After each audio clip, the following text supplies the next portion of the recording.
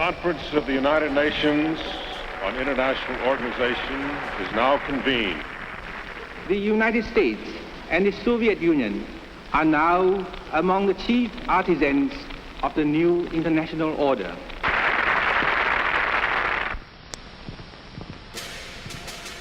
The very word secrecy is repugnant in a free and open society. Memorandum, dated 19th of June, 1964. Subject, Soviet research and development in the field of direction and control of human behavior. Current research indicates that the Soviets are attempting to develop a technology for controlling the development of behavioral patterns among the citizenry of the USSR in accordance with politically determined requirements of the system. And we are, as a people, inherently and historically opposed to secret societies, to secret oaths, and to secret proceedings. Shortly before his assassination, JFK had been warning about a system operating from the shadows. And there is very grave danger that an announced need for increased security will be seized upon by those anxious to expand its meaning to the very limits of official censorship and concealment. That I do not intend to permit to the extent that it's in my control. Repeating, President Kennedy has been shot by a would-be assassin in Dallas, Texas. Stay tuned to CBS News for further details. It takes more than an instant to make a real cup of coffee. Furthermore, the same technology can be applied to more sophisticated approaches to the coding of information for transmittal to the population targets in the battle for the minds of men.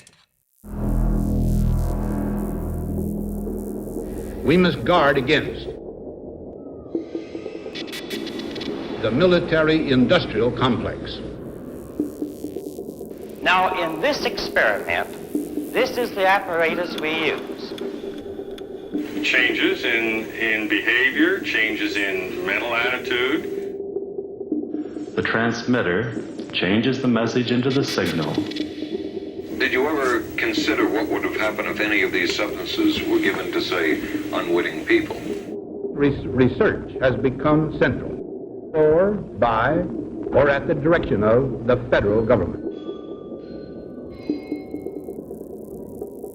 You know, up to now, I kept thinking that everything science did was good. Now I'm not so sure. We must also be alert to the equal and opposite danger that public policy could become the captive of a scientific, technological elite.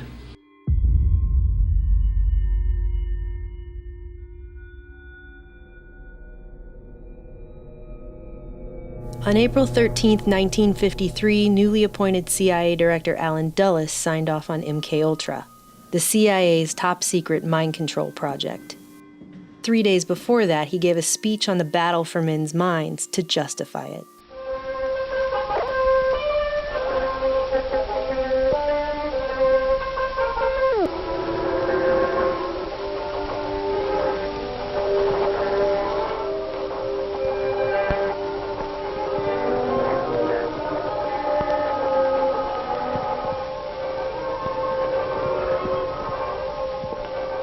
For Dulles, it was a missive into a newly declared battle for the minds of men, and would come just weeks after he became CIA director, as a countermeasure to Soviet, quote, brainwashing.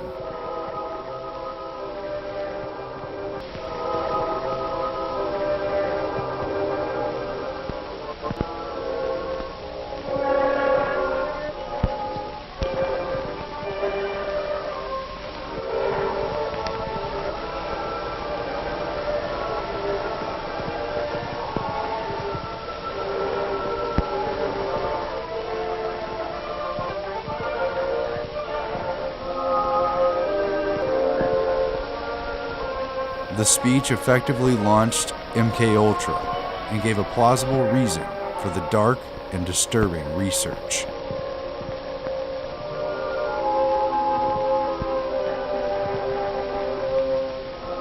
Dulles would sign the memo, creating the CIA's most notorious secret research project just 3 days later, and ironically only a few weeks after the death of Stalin, who had ruled Soviet Russia for 25 years with an iron fist.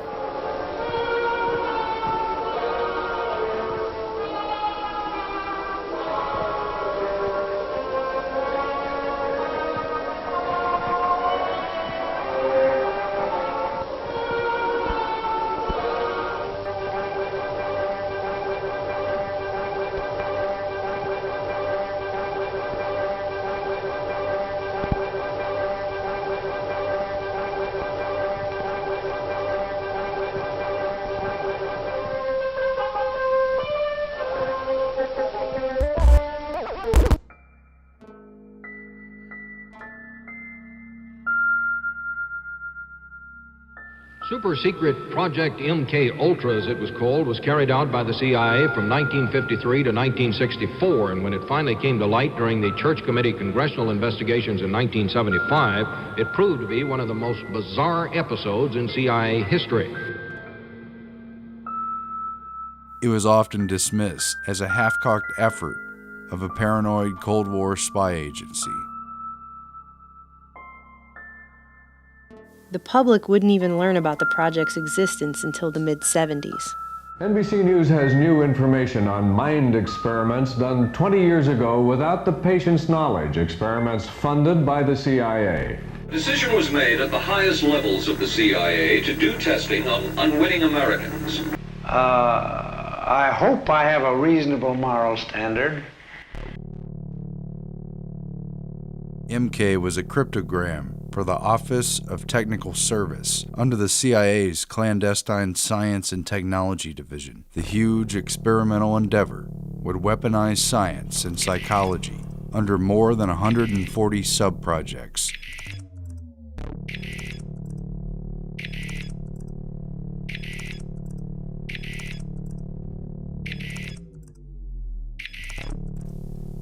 But it was really about controlling human beings, both individually and en masse, in every way researchers could dream of.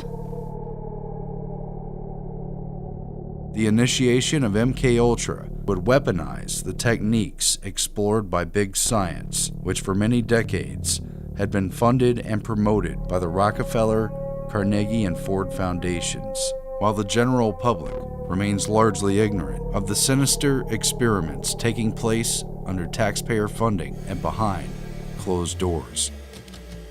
Soviet research on the pharmacological agents producing behavioral effects has consistently lagged about 5 years behind Western research.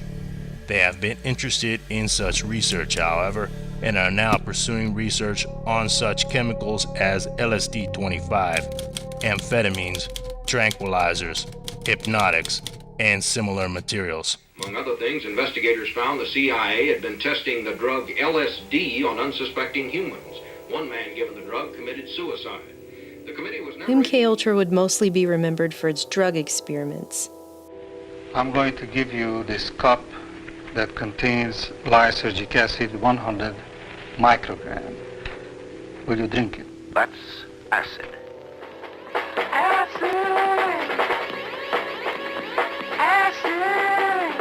Characterized by hallucinations, illusions, distortions of perception and thinking. John Gittinger, recently retired chief psychologist for the CIA. We could disable a whole city by putting a very small amount in a water supply. Everything from prostitution studies to poisons to top secret weapons like the heart attack gun grabbed headlines with sensational accounts of the CIA's sketchy techniques. Have you brought with you some of those devices which would have enabled the CIA to use this poison for, we have indeed, for killing people? Good evening. The White House disclosed today that the CIA's drug testing program on unsuspecting Americans had been more extensive than the agency had admitted. CIA secretly funneled money through scores of research foundations, colleges, hospitals, and clinics including a $375,000 grant through the Judicial Research Fund here in Washington. The complex and compartmentalized management of such a large project, through front groups and with the participation of countless agencies and institutions to carry out secret research, should be a testament to just how sophisticated and shadowy government science had become. There are names of doctors, there are names of officials, there are names of former and present CIA officials who were involved, names of hospitals, and depending on how you treat it, it could be sensational. Dr. Sidney Gottlieb, the man in the center, was the CIA's chief chemist and in charge of Project MKUltra. Gottlieb, chief of the Technical Services Staff Chemical Division who signed off on each MKUltra sub-project, was given complete immunity in exchange for his testimony before Congress. In a recent deposition, Gottlieb conceded the CIA was interested in retrograde amnesia, or blanking out a period of time in a person's memory. Ultra involved hundreds of different drugs and substances, hypnosis, narco-hypnosis, sleep and sensory deprivation, and other behavior modification therapies. This information indicates the CIA was interested in learning how to erase memory. They are former patients, part of a CIA-funded experiment, MKUltra. I've heard that it was the most brutal program under MKUltra. Felt like they had complete control over me. Tens of thousands of people across North America and the world were involved in these experiments. Drug testing on American citizens was more widespread than previously believed. They included experiments secretly involving hospitals testing drugs on terminal cancer patients and enlisting prisons to experiment on criminal sexual psychopaths. Military soldiers, civilians, inmates, hospital patients, and even children, without regard to consent. It is doubtful that any meaningful form of consent is involved in this case.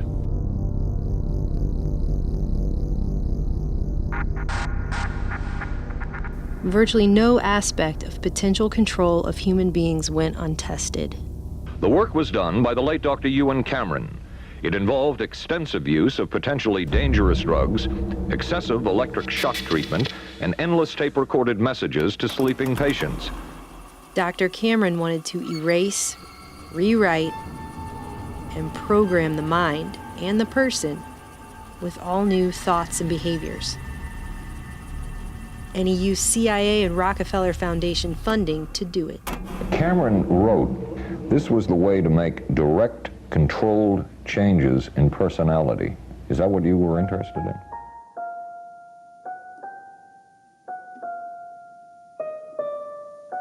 And it would say over and over again the actual words that the individual had said. And Dr. Cameron's idea apparently was that if somebody listened to this long enough, that it would represent some kind of a breakdown, and a breakdown in a psychotherapeutic sense. Some heard the same message 250,000 times. MKUltra itself had 149 sub-projects, at least that we know about. You see, in 1972, after President Nixon fired CIA Director Richard Helms, he ordered the destruction of all MKUltra documents. The committee was never able to determine the full scope of the program, since one-time CIA Director Richard Helms acknowledged that the program's records were destroyed in 1973 to avoid embarrassment. It's only due to a clerical error that 7 boxes of financial records were spared, which were later released via FOIA request in 1977. Because of this, the public will never fully know how far MKUltra truly went. As this 1952 CIA memo says, the aim is controlling an individual to the point where he will do our bidding against his will, and even against such fundamental laws of nature as self-preservation. The CIA files that were made public were referred to in testimony by participants in the project, such as Dr. Charles Geschichter and Dr. Robert Lashbrook, as, quote, boilerplates. Cover files that Dr. Geschichter noted were not worth the paper they were printed on. So while we'll never truly know the particulars of the MKUltra sub-projects, what we can gather from these so-called boilerplate cover files is bad enough. The CIA did have a great interest in amnesia. Subproject 23 tested the effects of certain drugs on the central nervous systems of terminally ill cancer patients. Subproject 87 talked about purification of extremely high-potency allergens with, quote, greater potentiality. Subproject 115 studied the mentally disturbed and their environment to gain further insight into influencing human behavior. Subproject 40 investigated the feasibility of aerosols to deliver various psychochemicals of interest to the CIA on non-psychotic humans. Subproject 128 tested a method of rapid hypnotic induction, while Subproject 138 involved body antennas, personal tagging, radiant energy measurement, and remote polygraphs. But the most promising means of mind control would be largely downplayed, both in the hearings and the media. Dr. McNulty says he finds it despicable for a democracy not to ask an institution if they want to be involved in such an activity. Perhaps, he added, the plus of a democracy is eventually we learn about everything. Not everything. At no time has the CIA engaged in any political activity or any intelligence activity that was not approved at the highest level.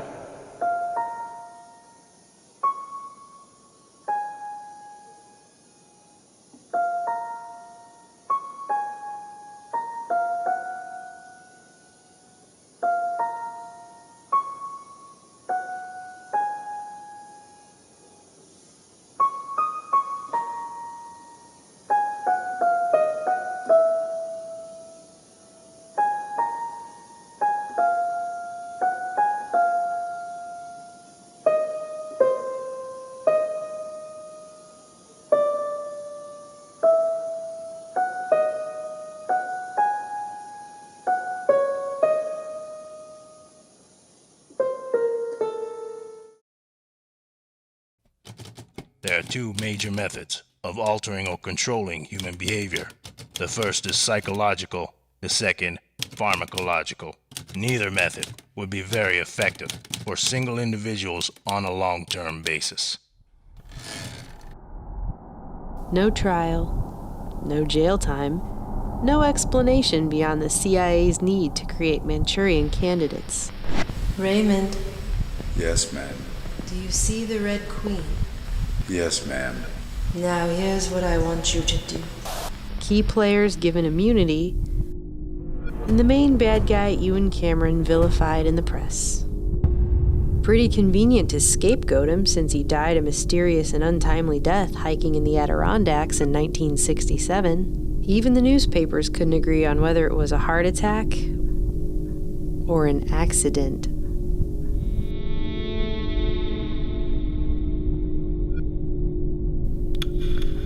No one knew that some of the men directly involved were the most well-respected and celebrated names published in leading scientific journals and defining the fields of psychology, psychiatry, and neurology. Men who simply went on treating patients as if nothing ever happened. And no one fully grasped that MKUltra was simply a dark hallway in a much larger labyrinth.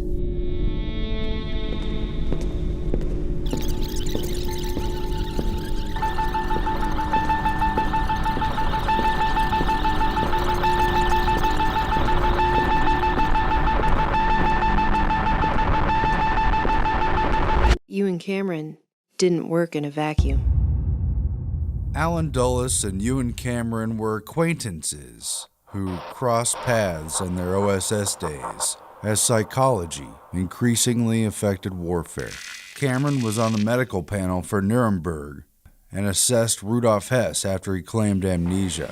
And that the only defect from which he is suffering is forgetfulness about what happened before he flew to England. The Rockefeller Foundation had provided more than $150,000 to establish McGill's new psychiatry department, which Cameron would head at the newly created Allen Memorial Institute, built inside of Canadian shipping magnate Sir Hugh Allen's Ravenscrag Castle, the most historically elite building in Montreal. Cameron would draw from his distinguished colleagues at McGill. Using sensory deprivation, electroshock treatment, deep sleep therapy, and tape loops to erase memories and break down personalities. In a paper published in the 1956 American Journal of Psychiatry, Cameron referred to the technique he called psychic driving as, quote, analogous to the breakdown of the individual under continuous interrogation. Seeking recognition, Cameron hoped to earn a Nobel Prize for automating psychiatry. Only 3 sources were cited in his work, the first being himself and another being Donald Hebb. With the influence of his connections, Cameron rose to prominence, becoming the president of the Canadian, American, and World Psychiatric Associations, along with numerous other influential groups. He was widely acknowledged as a leader in the entire field, until he wasn't. What a fine line there was between the work of a madman exposed in the worst of the files released on MKUltra and the respected and admired work of his closest colleagues at McGill, who even today are celebrated as the greatest Canadian minds of science. But you and Cameron didn't work in a vacuum.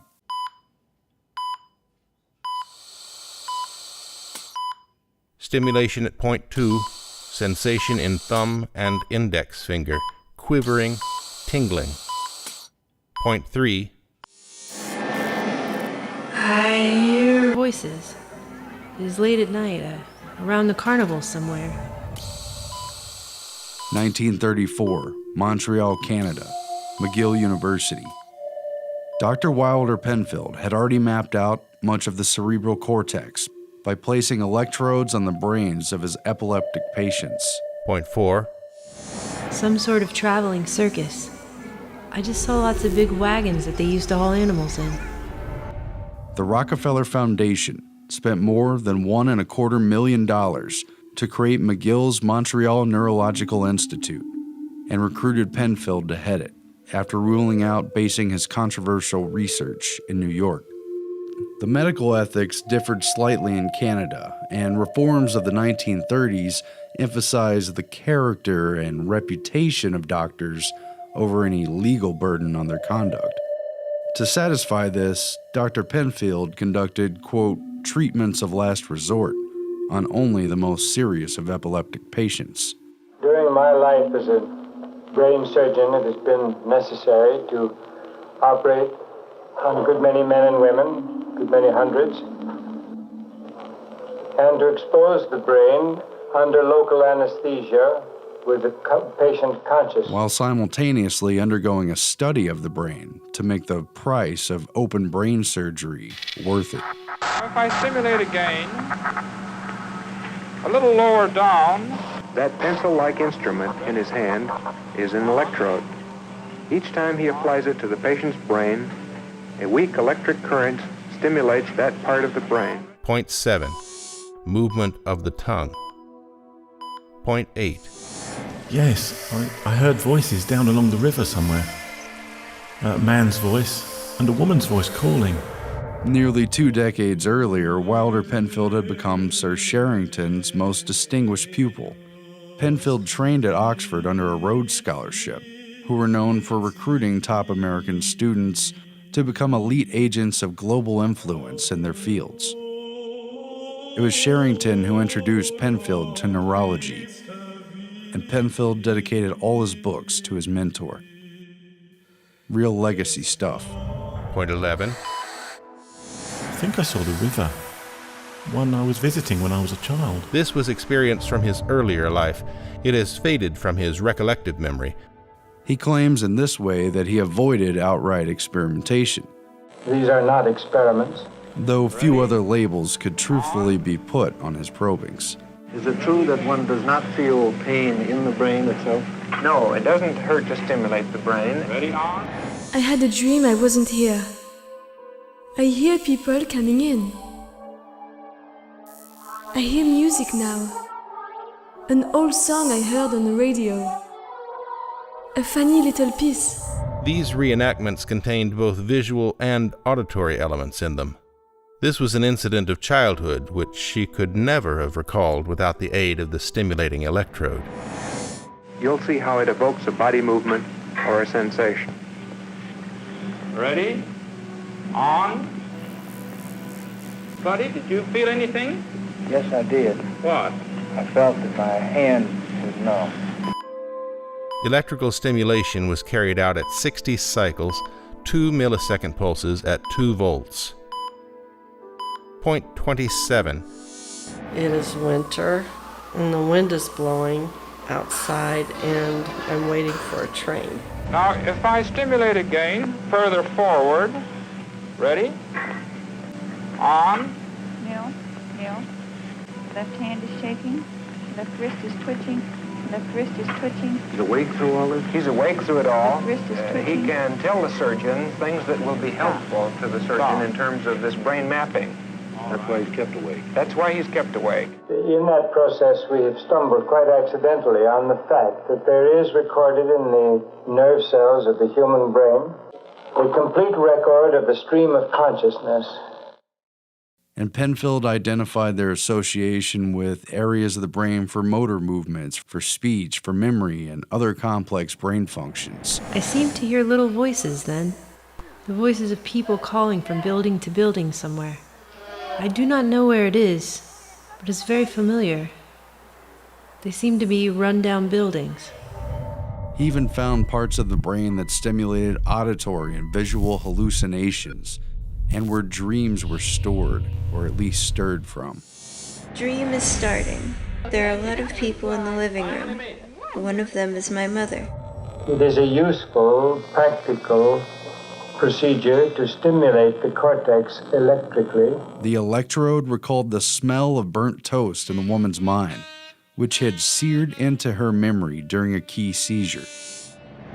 Dr. Penfield, I smell burnt toast. For this moment, Penfield was later dubbed the greatest living Canadian, even though he was American by birth and he only later took citizenship. The Canadian government even made a commercial about this scene to celebrate his life. We just called him the greatest Canadian alive. Penfield destroyed the associated part of the brain and she was, quote, cured. But not all patients were so lucky. A patient referred to as DT became speechless during the removal of a large portion of the dominant side of his brain and died of pneumonia a week later, withdrawn and unable to speak. Despite the deliberate destruction of the man's brain, Penfield somberly noted that the autopsy showed no obvious cause of the speechlessness or of his death. For Penfield, these risky experimental surgeries were worth it. He was creating what was known as the homunculus, a veritable map for the outer cortex, and a code towards understanding the inner workings of the brain. Under Penfield, McGill became a gravity, a central focal point for future research to orbit around. Not so much for the cure of brain diseases like epilepsy, though that too would move forward, but in the quiet conspiracy of brain doctors and their patrons who would become determined to identify the buttons of the brain and push them for shadowy agencies of the government. In the trenches of neurophysiological control was Donald Olding Hebb, a Canadian who started at McGill in education, left finding influence in experimental psychologist behaviorist Carl Lashley. Hebb returned to McGill in 1937 under a Rockefeller Fellowship to work with Dr. Penfield. Penfield's homunculus provided Hebb with a map to behavior inside the functions of the brain. By the time he published his seminal 1949 work, The Organization of Behavior, he'd spent more than a decade and a half studying learning. Learning in the neurological sense of actions in the brain, and learning in the sense of conditioned behavior.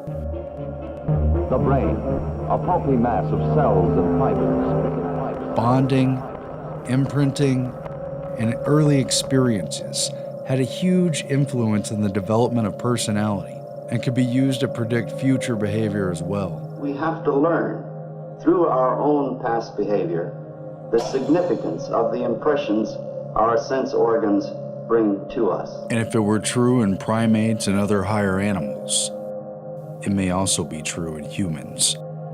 Donald Hebb was placed at the head of McGill's psychology department.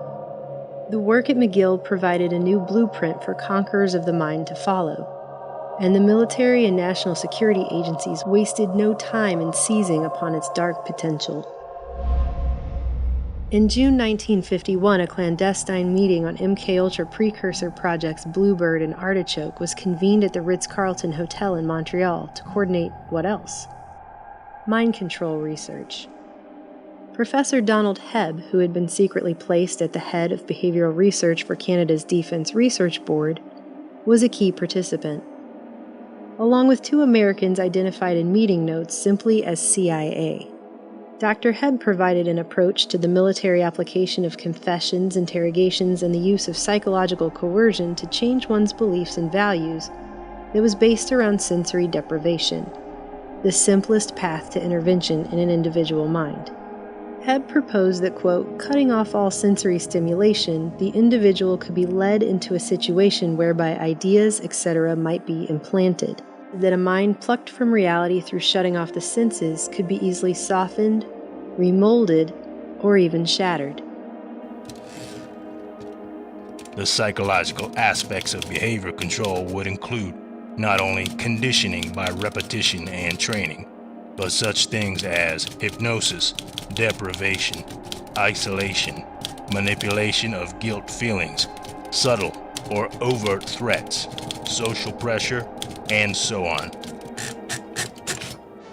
Tests are being conducted in Canada. He quickly received ample funding from the Canadian government, a CIA front group, and foundations like the Rockefeller and Ford Foundations to test out his sensory deprivation theories on graduate student volunteers at McGill. Looks to me like he's been in an accident. No, this is an experiment that took place at McGill University. Students volunteered to participate in this study of human behavior under extreme and prolonged monotony.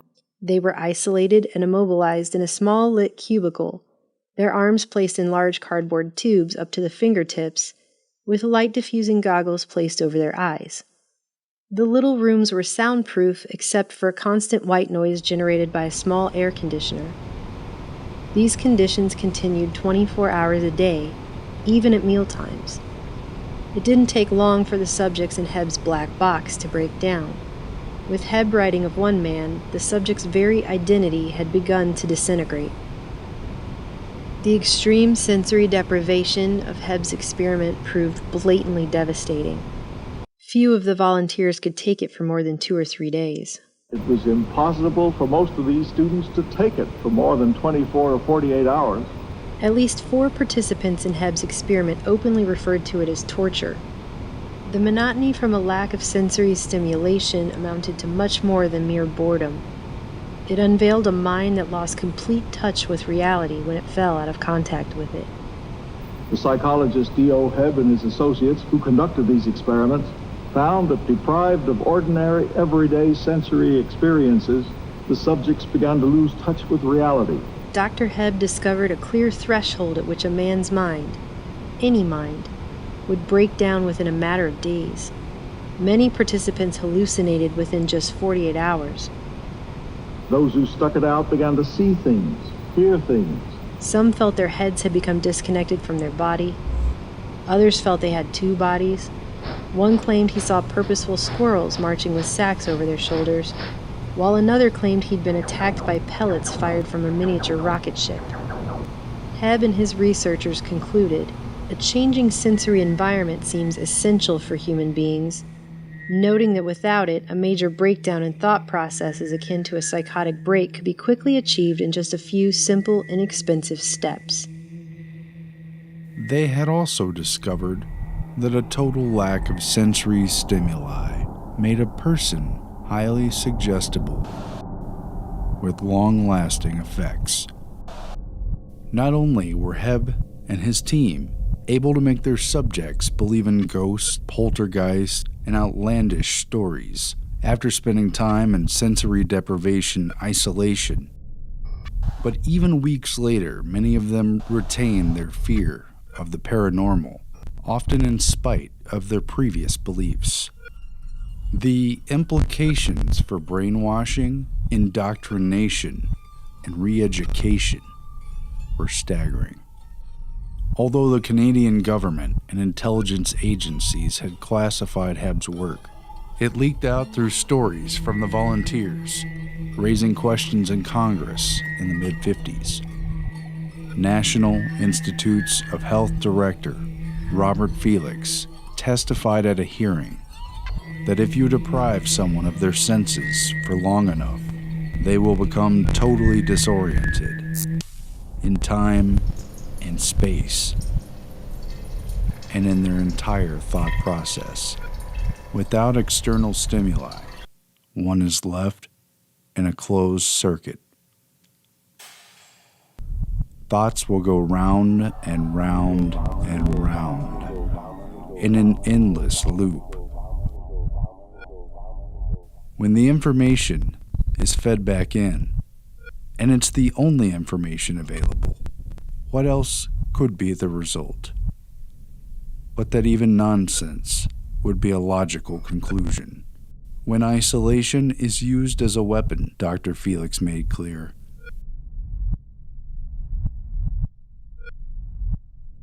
anyone could be broken down by this technique.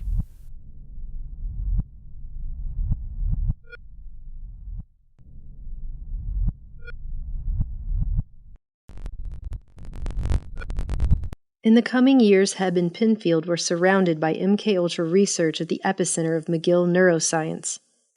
The two trained numerous acolytes who would spread their influence in the field across the globe.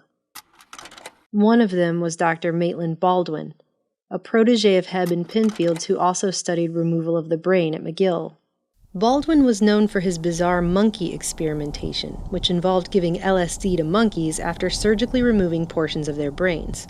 He also transplanted the head of one monkey onto the body of another, that kind of stuff. He not only continued Hebb's sensory deprivation experiments, but pushed them much, much farther, although he admitted that anything beyond 2 days would likely cause irreparable psychological damage, something Baldwin discovered while at the National Institute of Mental Health, when he placed an Army volunteer in a specially designed box and witnessed the man break down into heart-rending sobs before kicking his way out after just 40 hours. Baldwin felt certain that the cruel yet simple technique of sensory deprivation could break anybody. Regardless, authors Alfred McCoy, John Marks, and others have reported that Baldwin was quite willing to do terminal-type experiments in this area if the CIA would provide him with expendable subjects. History claims it was actually the CIA who declared Baldwin's proposal as immoral and inhumane. I hope I have a reasonable moral standard. Stopping it before he could begin, so he went ahead with monkeys instead. The results of his research remain classified to this day. Hebb had refused to go further in the interrogation experiments, and his funding was cut a year later. Hebb wrote to the Canadian Defense Board, expressing his frustration at doing the thankless work for the CIA while his research was suppressed and not allowed to be published. While the CIA turned to Hebb's colleague at McGill, Ewan Cameron, to continue the experimentation that Hebb had begun.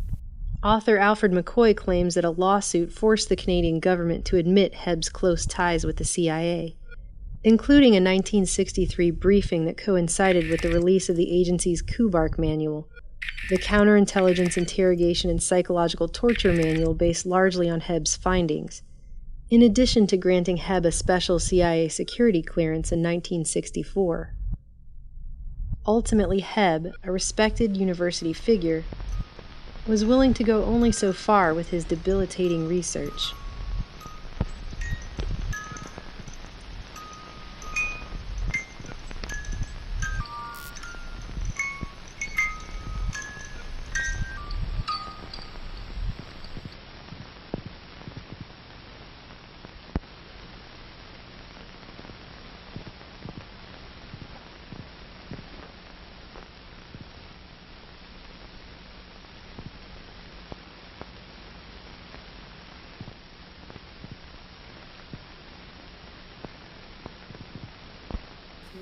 If the CIA was serious about pursuing behavior modification and mind control, then it would need a team of serious investigators to carry out scientific experiments regarding the very mechanisms underlying behavior itself, and thus the mind.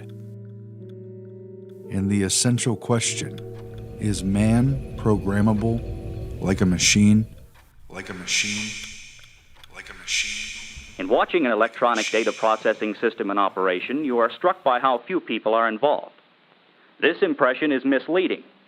There are more people behind the scenes than first meets the eye. During the early 1950s, Dr. Hebb had taken part in the CIA's top-secret Project Bluebird, which aimed to develop techniques to get people to, quote, sing like a bluebird, even against their own will. As experimentation continued, Bluebird quickly evolved into Project Artichoke, which in turn evolved into what would become MKUltra, and subsequent covert projects thereafter.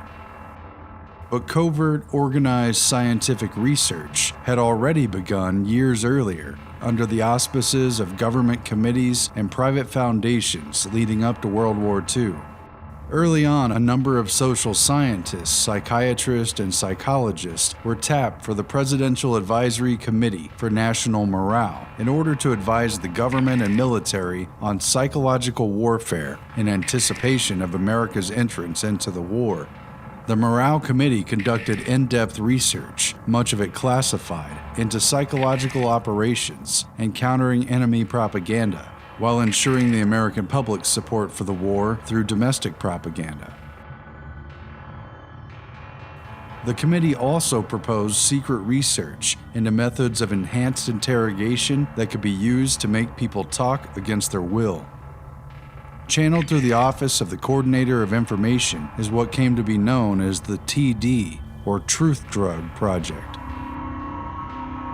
The Office of the Coordinator of Information would soon merge into the science-based Office of Strategic Services, or OSS, the clandestine wartime precursor to the CIA.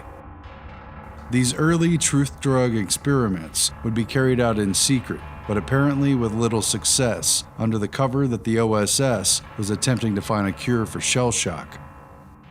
Some of the newer trends in the USSR are as follows.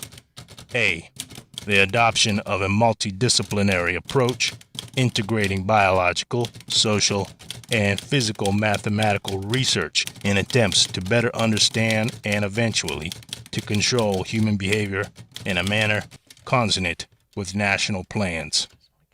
But the computer continuously and instantly solves the problem and sends the answer to the guns as train and elevation orders. In May 1942, just a few weeks before the OSS was officially created, a small invitation-only meeting was held on, quote, cerebral inhibition that would change everything. It centered around two topics, hypnosis and the conditioned reflex. The Josiah Macy Jr. Foundation, a private philanthropy tied to the Rockefeller oil empire and later outed as a CIA front during the MKUltra revelations in the 1970s, would host the meeting. Macy's Foundation president and neurologist Frank Fremont Smith, well connected to an inner core of elite scientific operatives, brought together a cross-disciplinary panel of ranking academics deeply meshed within both the scientific agenda of the major private foundations and the wartime intelligence effort to weaponize science in light of technological advances. Off the record, these people would discuss what could be done about the problem.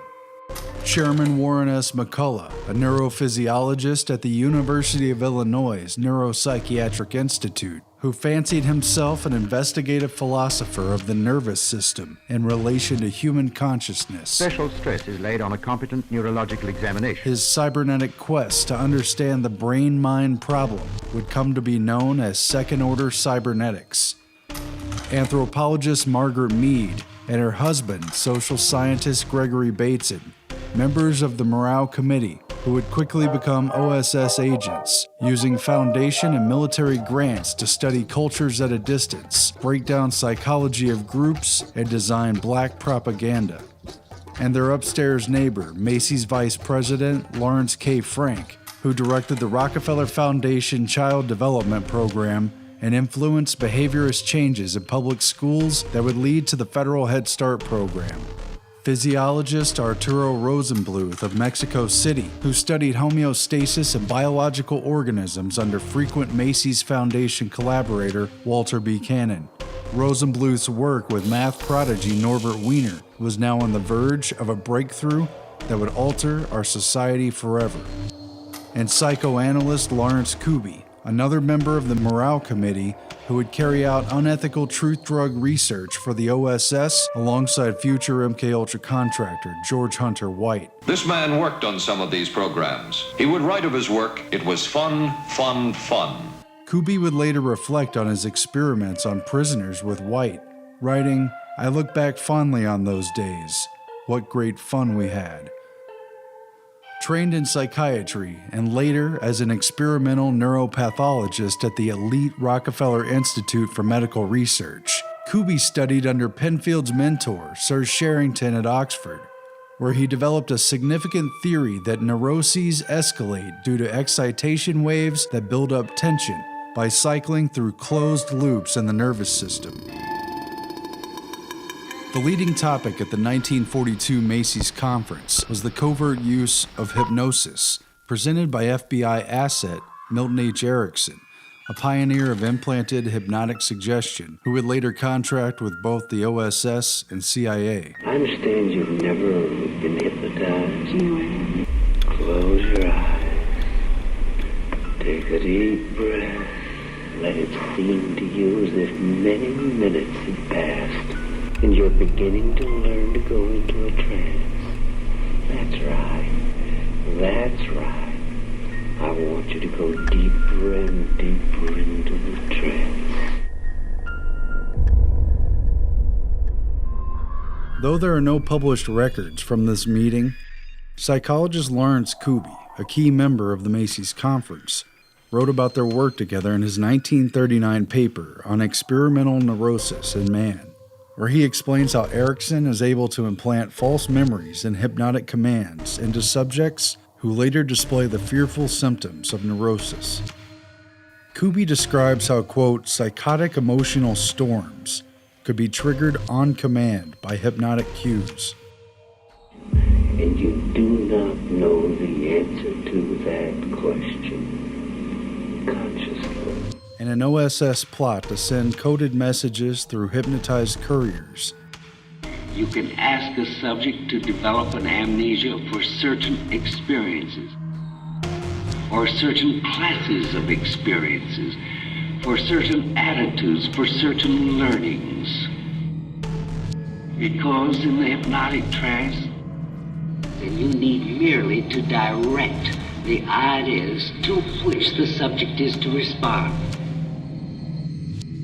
Your unconscious mind can forget about it, you know. All you have to do is let things happen. Hypnosis rolled over into the group's second presentation on the conditioned reflex, presented by psychologist Howard Liddell, who established Cornell University's Behaviour Farm Laboratory, where irrational stimulus and response patterns were found to trigger artificial neurosis in sheep and other animals. A devotee of Russian physiologist Ivan Pavlov, Howard Liddell used the techniques of conditioned response that Pavlov had developed. I'm myself somewhat of a disciple of Pavlov. To study the conditions between the central nervous system and emotions. These experiments proved that motivations like hunger could be exploited, and the psychological response to stimulus, whether pain, fear, or reward, could be gamed to create experimentally induced neuroses, which is little different than torture.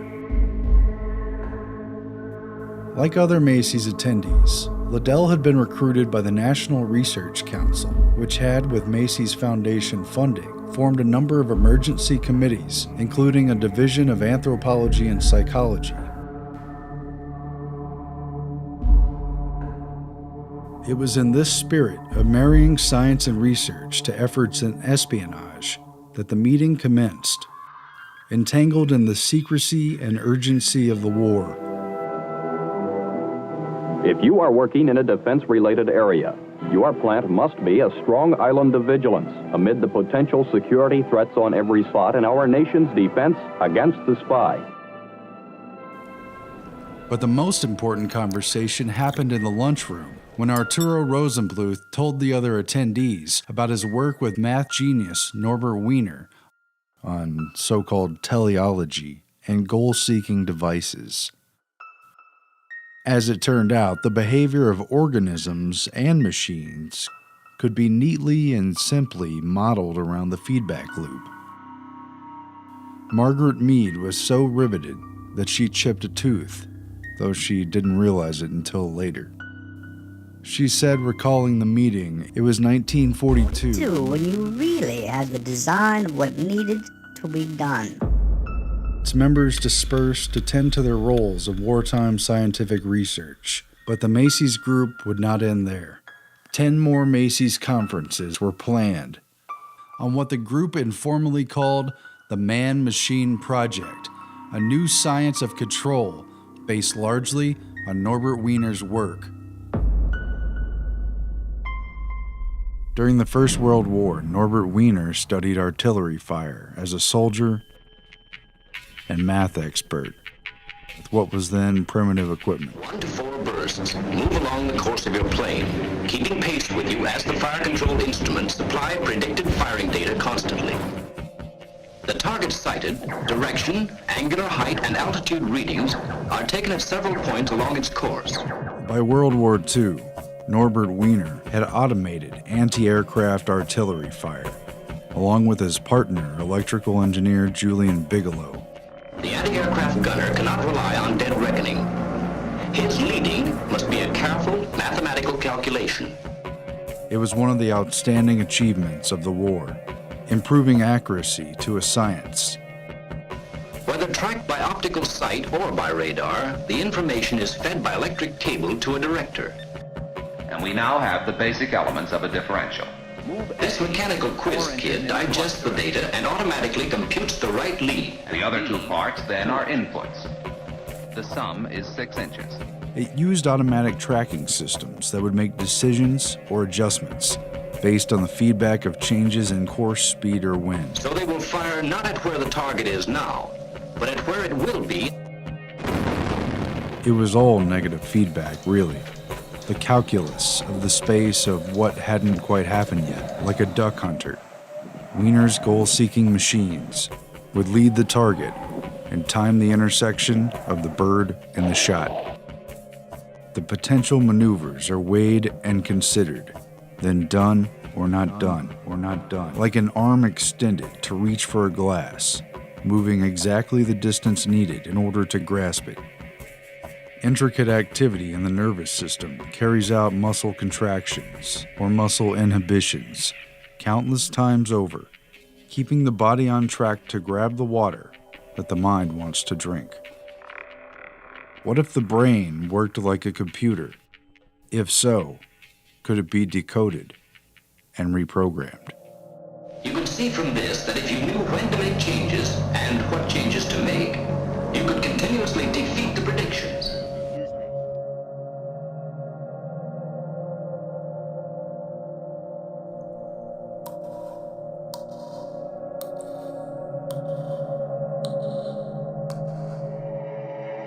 This rotund and notoriously absent-minded genius had constructed a formula for what he termed cybernetics, a phrase he had coined out of the Greek word kybernetes, or steersman.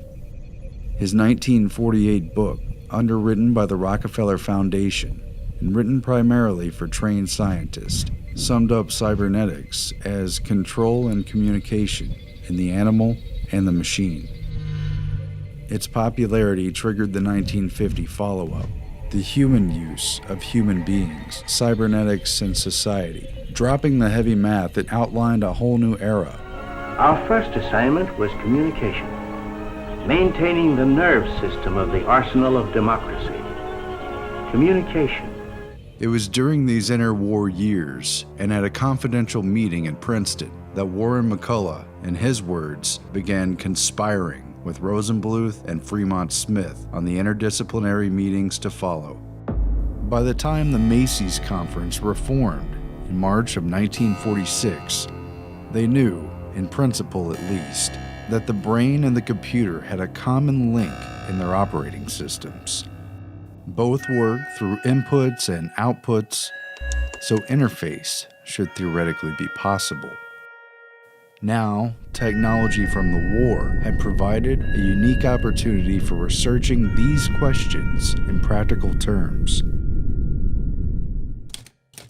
The outstanding feature, in addition to the interdisciplinary approach, is a new concern for mathematical approaches to an understanding of behavior.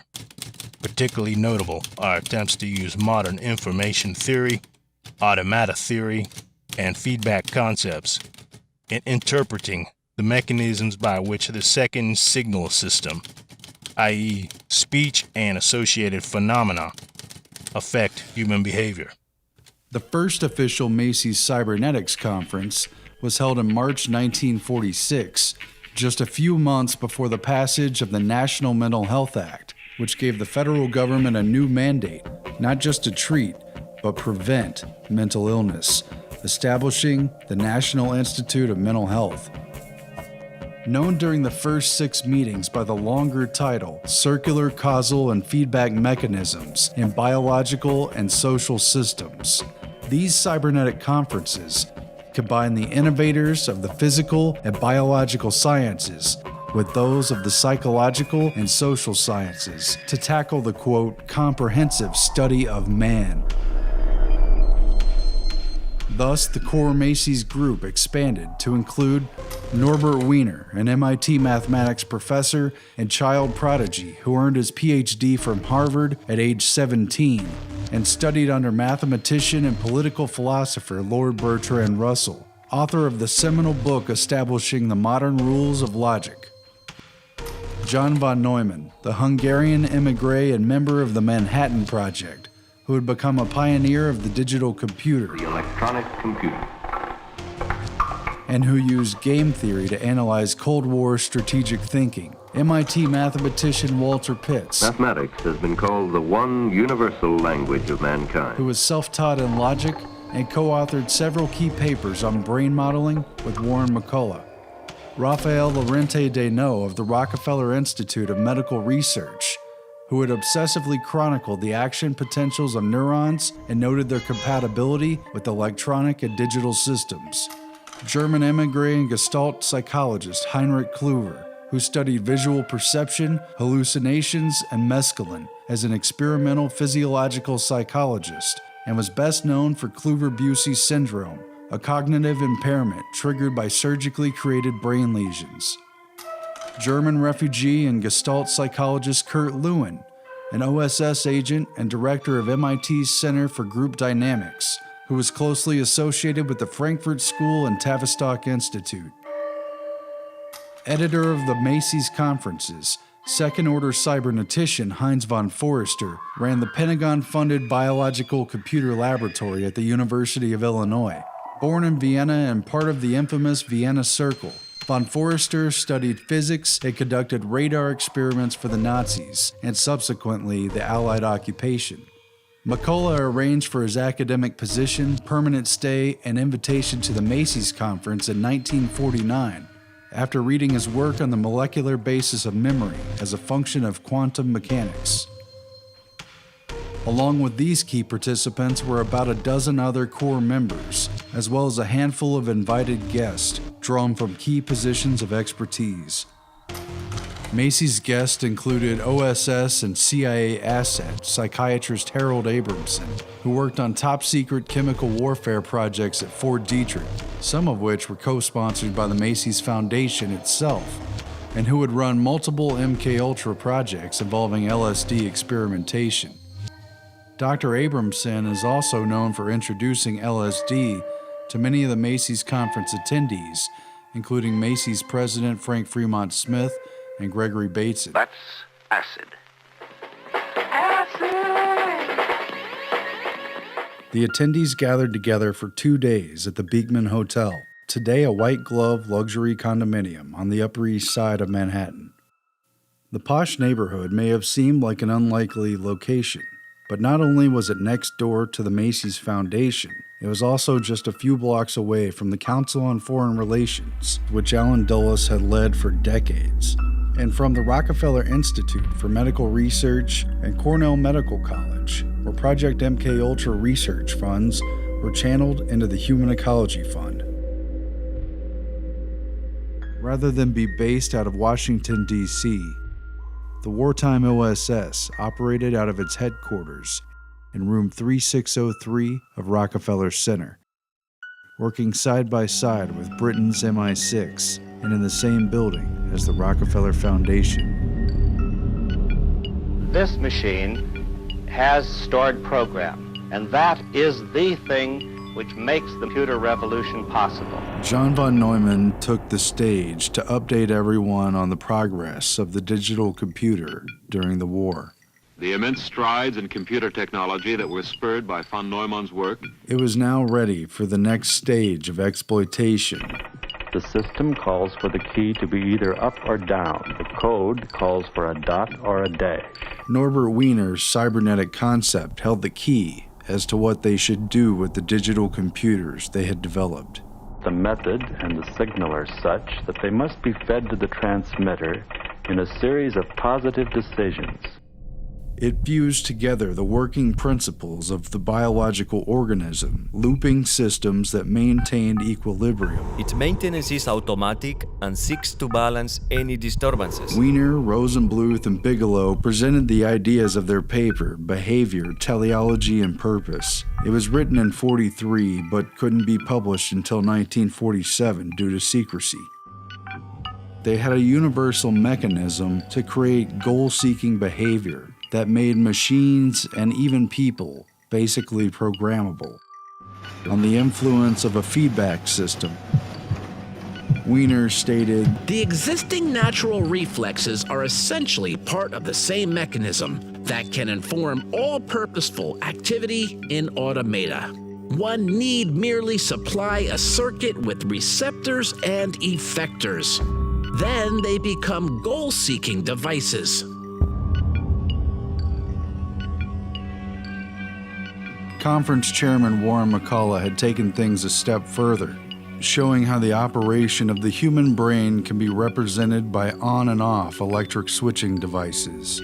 It is stop or go, on or off, one or none. His 1943 paper with Walter Pitts on the logical calculus of neuronal activity introduced the concept of the neural net and showed how the communication of neurons could be modeled by a digital computer. The mind, in contradistinction to brain and behavior, emerged in the 1950s as a legitimate object of experimental research.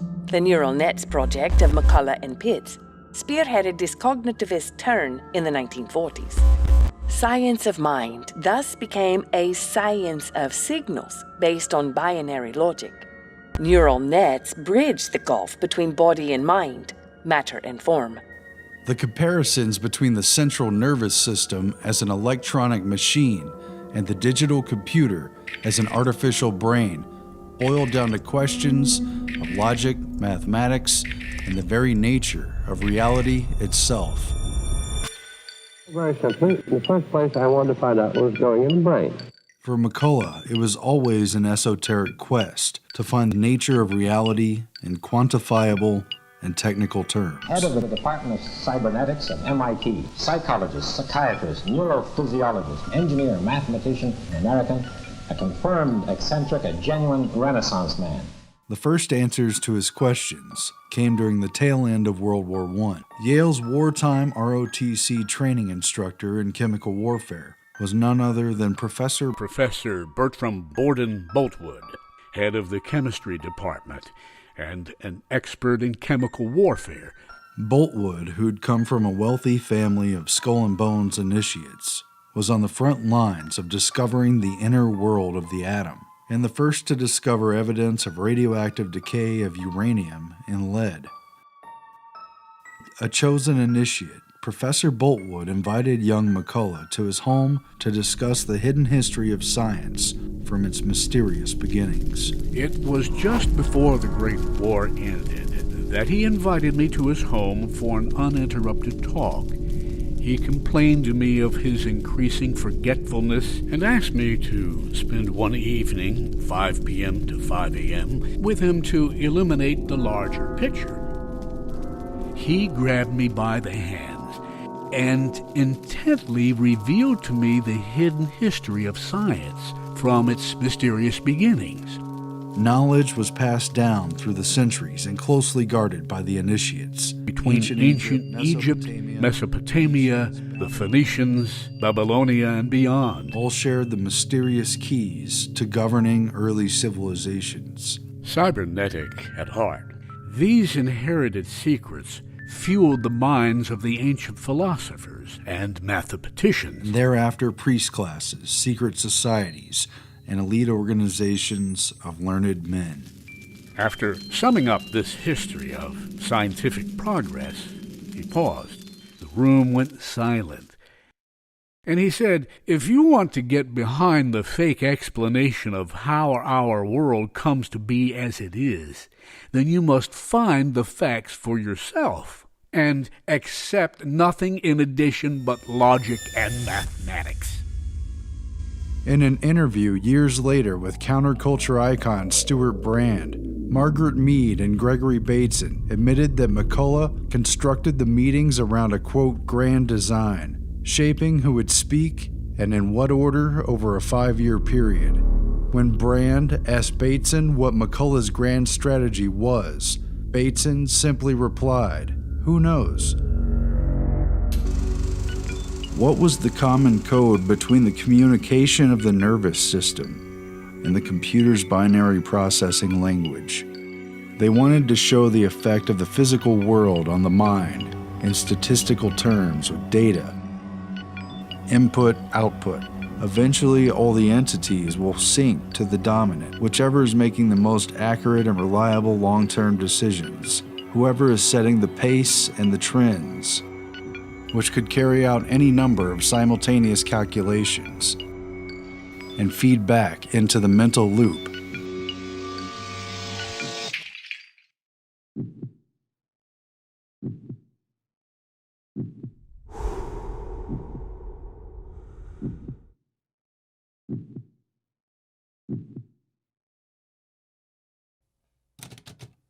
Implied by this research was the hope for a technology for controlling behavior via the second signal system, using information inputs as causative agents rather than chemical agents, electrodes, or other more exotic techniques applicable perhaps to individuals rather than groups.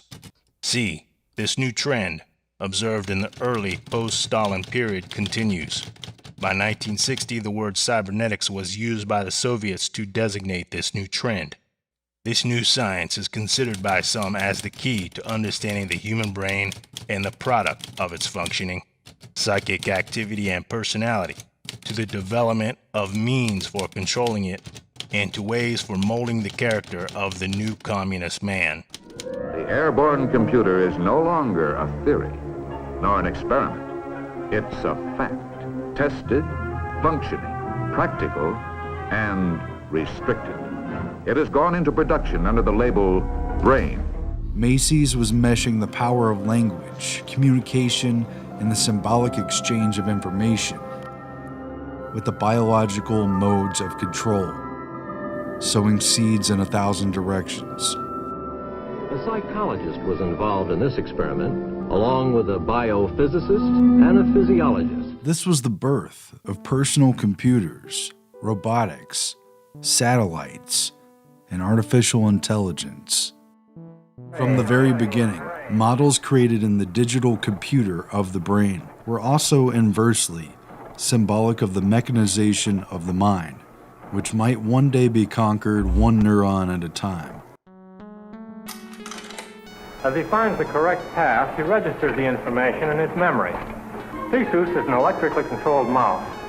He has the ability to solve problems by trial and error means and then remember the solution. And something perhaps akin to a brain. counterpart to Macy's. The Ratio Club was formed in 1949 in the UK. McCullough gave the keynote at the first meeting. Alan Turing, W. Ross Ashby, Gray Walter, and Donald McKay were among its most important members. Now meet Dr. Gray Walter of Bristol. His mechanical tortoise has an electronic brain which functions like the human mind, sensitive to both light and touch. Dr. Walter says that his electronic toys work exactly as though they have a simple 2-cell nervous system, and that with more cells they could do many more tricks. But Gray Walter was more deeply involved in the study of brainwave activity itself. Present-day radio and television techniques afford an opportunity to probe into the brain. Mapping the relaxed states of mind characterized by alpha waves, and Walter was the first to experimentally produce changes in brain waves through the use of flickering light. Now I'm going to flash a bright light at you. Keep your eyes closed, and please try not to move. That's good. Gray Walter had also worked closely with Norbert Wiener, introducing him in the early 30s to the then mysterious field of brainwave interpretation. For each stimulus to a sense organ starts not one, but a train of impulses which are easily followed electrically with a cathode ray or other oscillograph. The discussion began at von Neumann's request, a conversation about consciousness as to whether there is an anatomical substrate for what has everybody knowing things. Von Bonnen held it was probably not cerebral cortex that determined awareness, but more likely something in the midbrain, and I suggested the importance of the thalamus. Fremont Smith went into the different degrees of consciousness from full attention through twilight states to sleep and hysterical amnesias. Molly Hauer described the stimulation of the cortex she witnessed under Dr. Penfield, which did not disturb the patients, yet threw them into a panic when stimulation caused vocalization resembling speech. The distinction between consciousness and awareness. Members of the Macy's conferences, including Frank Fremont Smith, Margaret Mead, Clyde Kluckholm, Henry W. Brosen, and Molly Harwood, also sat on the governing board of the International Committee on Mental Hygiene. Oh my God. Oh no, don't let them take me in there. Headed by John Rawlings Rees, creator of the Rockefeller Foundation-funded Tavistock Institute and the British Army's chief psych warfare expert during World War II. Mental hygiene went global, and a massive conference was convened in London in 1948. Can serve as a springboard for more meaningful discussion and think about the nature of the problem. To mold the post-war New World man, starting inside his own head. Because it enables the individual to fit into an orderly system. Being a member of an organized group offers a basis for emotional stability to every man. Heavily funded by the British and American governments and the private philanthropic foundations, it almost seemed like a global Manhattan Project for the mind was kicking off. But we all have our problems. You've got to pull yourself together, and this will all work out all right.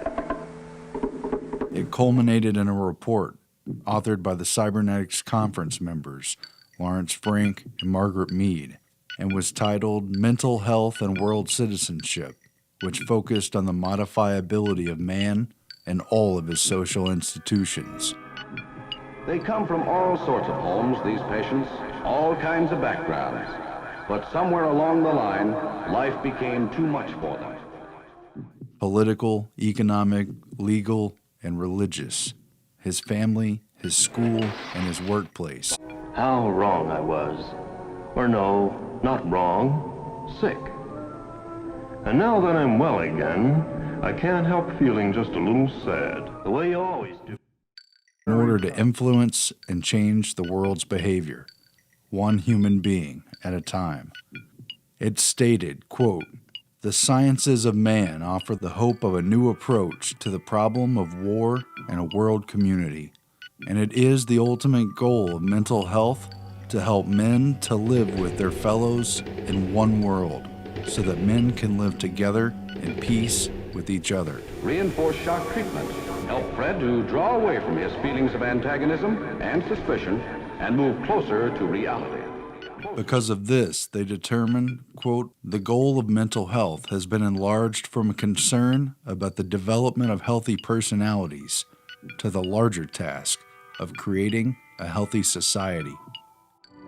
But whatever the mode of treatment, it's essential that it be supplemented by an atmosphere of security and calm. The effective hospital must always serve as a refuge for its patients, a place where they can live quietly during that period of reorientation in which they learn how to achieve a better adjustment to the world outside.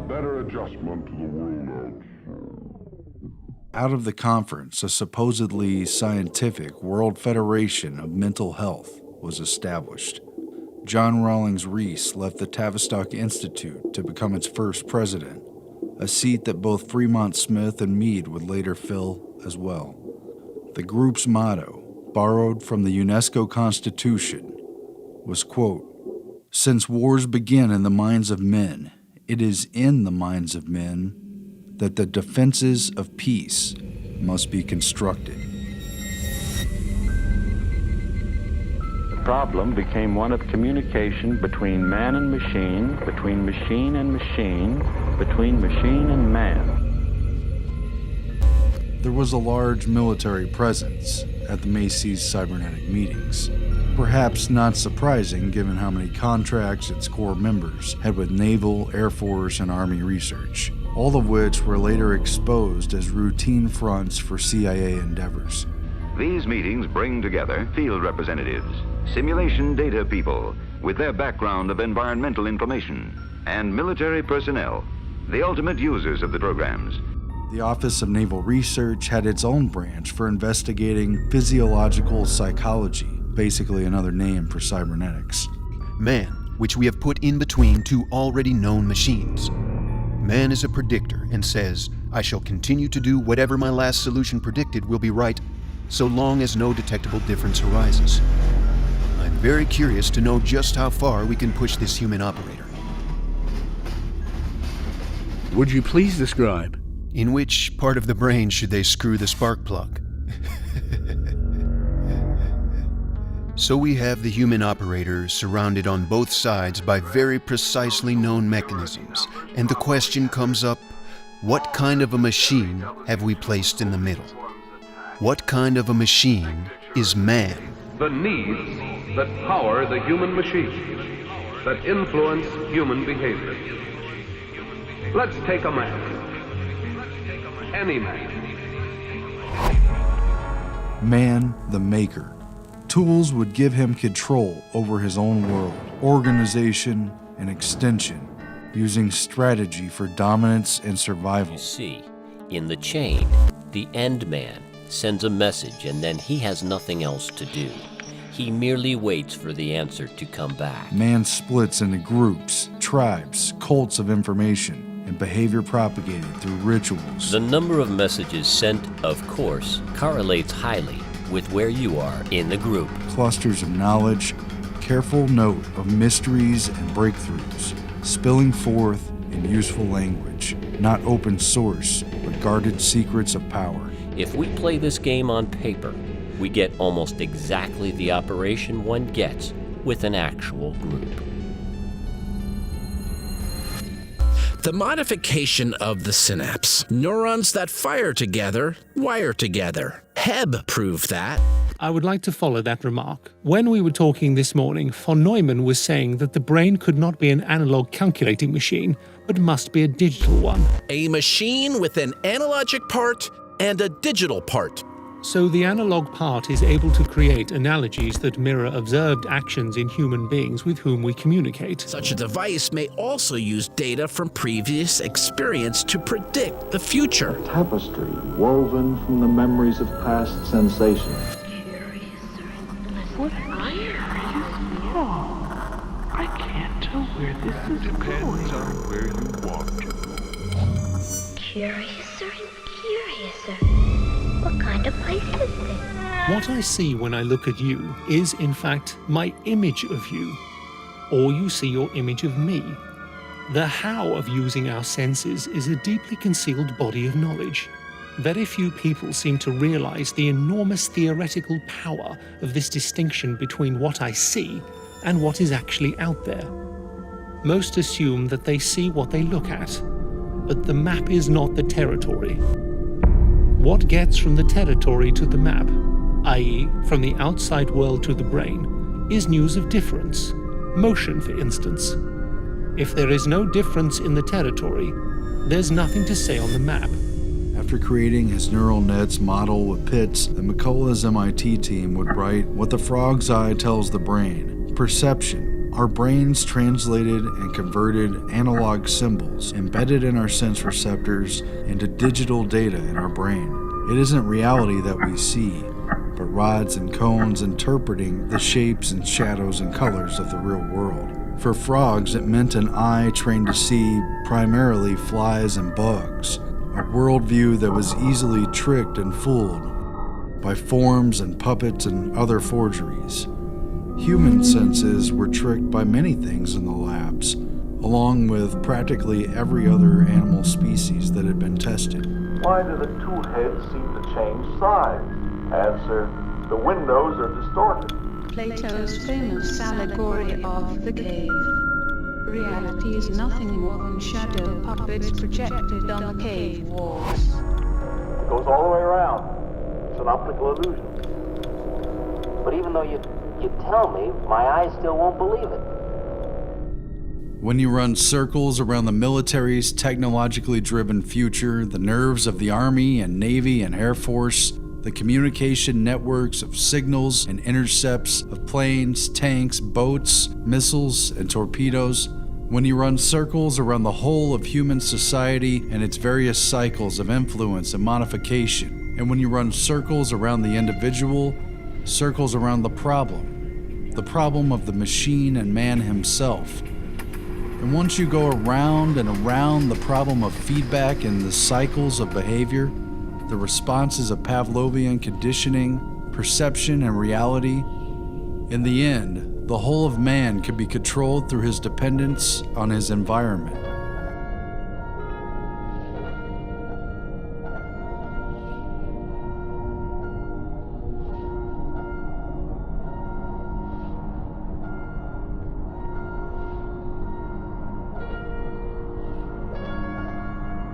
Because the mind is contained within the brain-body mechanism, and thus isolated from the outside world, it is entirely dependent upon information derived from the senses.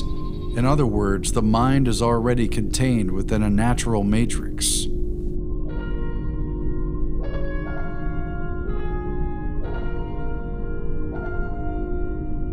Focused on communication, their main purpose of indicating to what extent science suffers from the babble of its many tongues, and hence how necessary it is for us to learn to speak again to one another.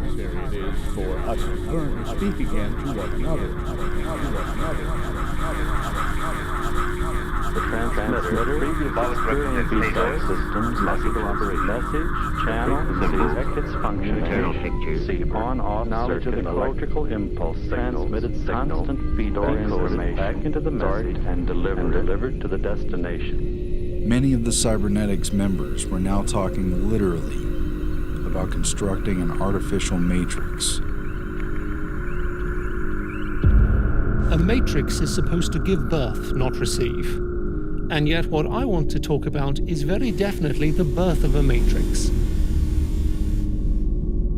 The matrix has been a growing thing, getting more and more complex, wider and wider in its scope, and, I believe, more and more fertile as time has gone on. Pattern comes from pater, the father, a stamp. Then the papa is making again and again children of himself. What is a complementary to pattern? It's a matrix. Look at the matrix which embeds. Yes. So everything is sitting in one big thing embedded in a matrix. As Alex Bavelos of MIT noted in his group dynamics studies, we are attempting now to describe the operation of a net in terms of the probability that there will be a message from A to B in a given time period. We plot the net as a matrix.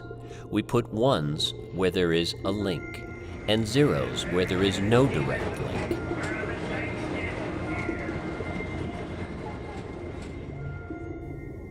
At stake was the unveiling of an entirely new paradigm, one which encompassed a holistic view of control that could potentially govern the world and the mind. The system they came up with required that individuals and society be placed in a common communications network. The eye of the beholder sees a strange new technology. It all centered around man-computer symbiosis. Things are going to be considerably better for a lot of people when and if we ever get changed over to an essentially electronic base. As this network evolved, the internet developed into an artificial nervous system. Like other Macy's attendees, J.C.R. Licklider had been activated by wartime research. His experiments in modeling the human brain with psychoacoustic factors at Harvard overlapped with secretive contract work that revolved around how the human nervous system reacted to electronic stimuli. Behavior tied to appetite was couched in the same terms as that for self-steering torpedoes and self-training guns. Like so many computers, machines, and other controllable factors, man could be placed in a technical loop and his behavior modified. Yes, I see. Do go on. A psychologist and computer scientist, Licklider embodied the connection between cybernetics and Cold War air defense, which was largely based out of Boston and MIT.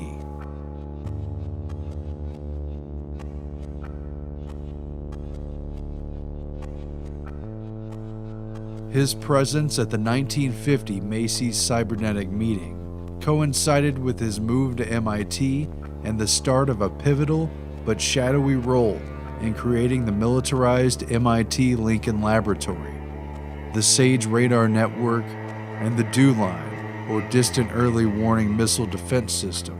A radar early warning line north. A system which relied upon the very command and control communication networks that Norbert Wiener and others at Macy's created. Ultimately, the nerves of the nation's defense were designed to operate like the human nervous system. And so, Headquarters, United States Air Force, arrived at a command and control concept with data processing as its nerve center. Its basic function, to extend the useful capacity of man's brain.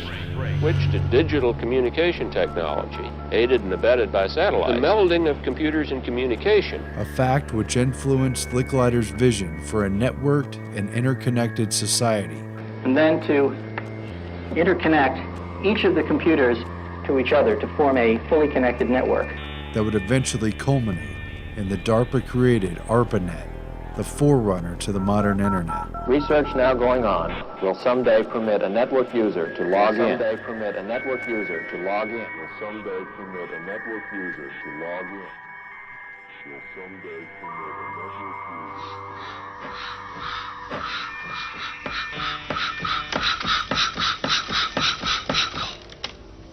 The important thing to realize about systems is how they are controlled.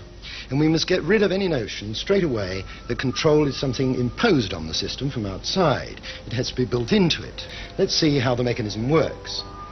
You see it lifting here, transmitting the message along here, lifting that cam up here, and then shutting off a valve there. That is built into the system. It's called feedback, and feedback is ubiquitous in control systems. At this point, we realize that reality itself is not a fixed thing.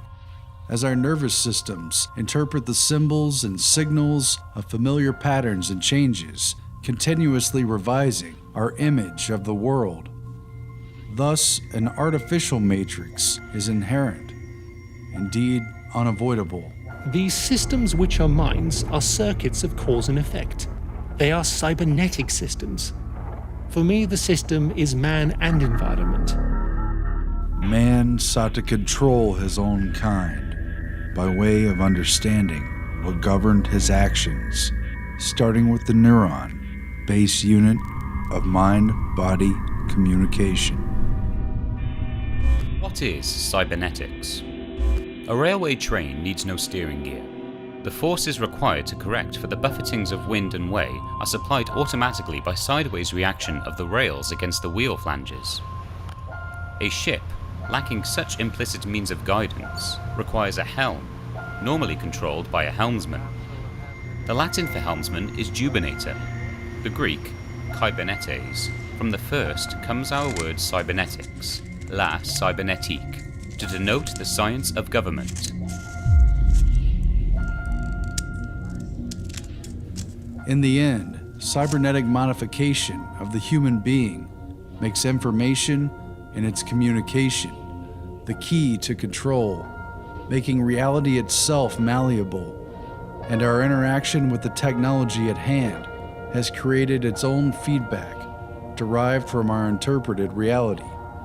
The world about us is accessible only through a nervous system, and that our information concerning it is confined to what limited information the nervous system can transmit. As this technology captures, measures, and analyzes the world around us, man is programmed and reprogrammed through continuous updates provided by this intermediary. And conditioning comes with it, along with new reflexes.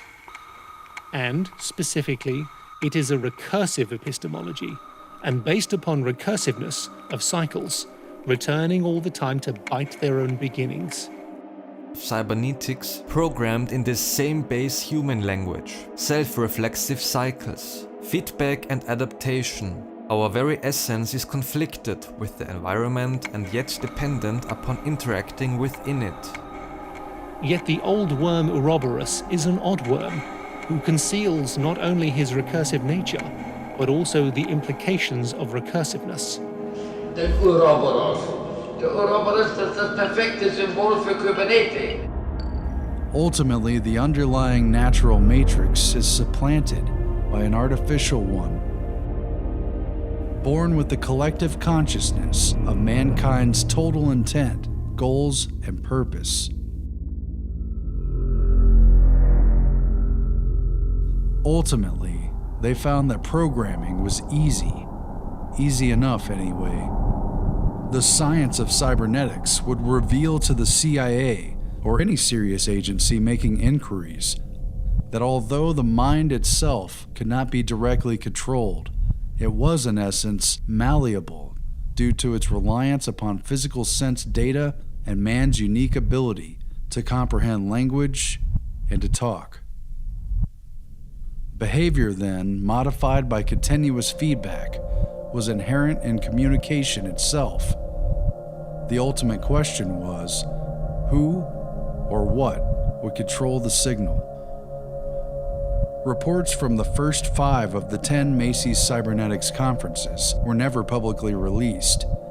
These 10 meetings systematically worked out questions of control that would have to be asked and could only be answered through experimentation, some of which would prove so unethical it could only be carried out under a blanket of national security on a need-to-know basis.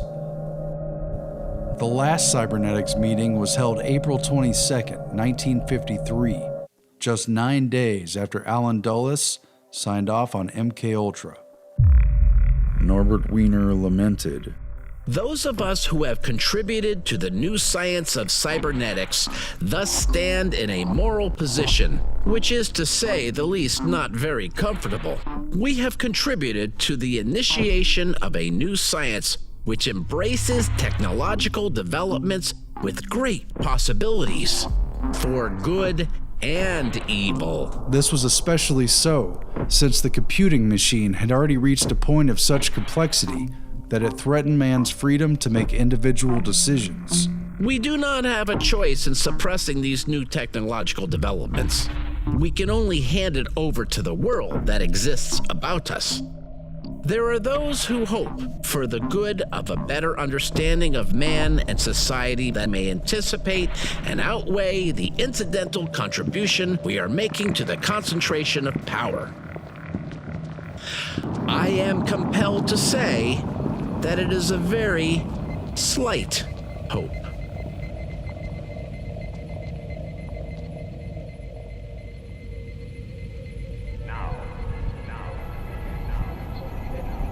But it had to be done. It had to be done. It had to be done. It had to be now.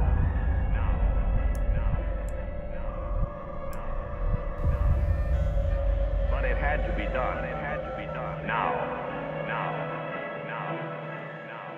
The speed of military and technological development in our century leaves no margin for guesswork, no time for the leisurely trial and error of yesterday. Cyber evolved beyond the passive reception of one-way signals, as with television. Instead, it required a feedback loop of interaction. Would you advocate a world ruled by scientists and by the super brains? No. We are fit for discovering how the world works. We're not fit for telling other people what to do.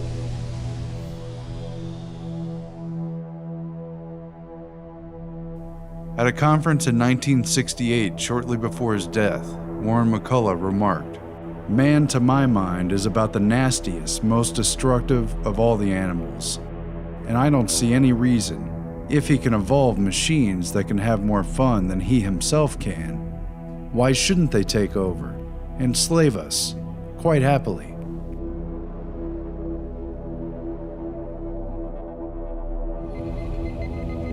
We used to argue about whether a computer can think. The answer is no. What thinks is a total circuit, including perhaps a computer, a man, and an environment. If you could control the environment, control the environment, the environment, the environment, the environment, the environment, the environment.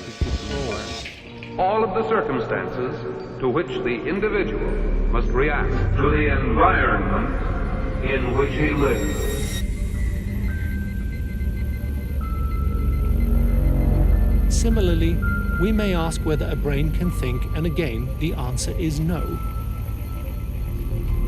He has to work by cycles of operation, very much like an ordinary mechanical computer. He does very many complicated things. What thinks is a brain inside a man who is part of a system which includes an environment. If you can get to the man at the switches, if you get to the man at the switches,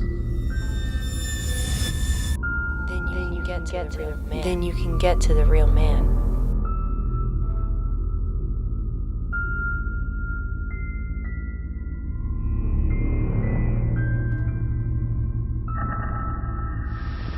Scientists are not interested in controlling other people. They're interested in finding out how the world really works. Now, look, I'm not even able to run a gang of 20 people, and I've had 50 under me. No. To run the world, no. No scientist is fit for that.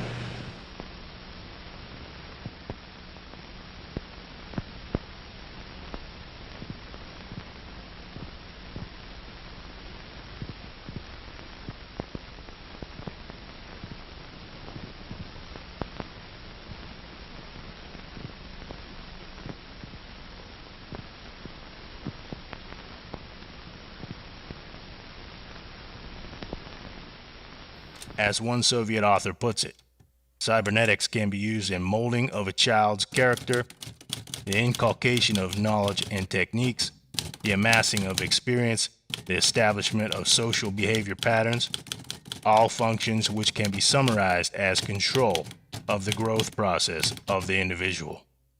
Students of particular disciplines in the USSR, such as psychologists and social scientists, also support the general cybernetic trend.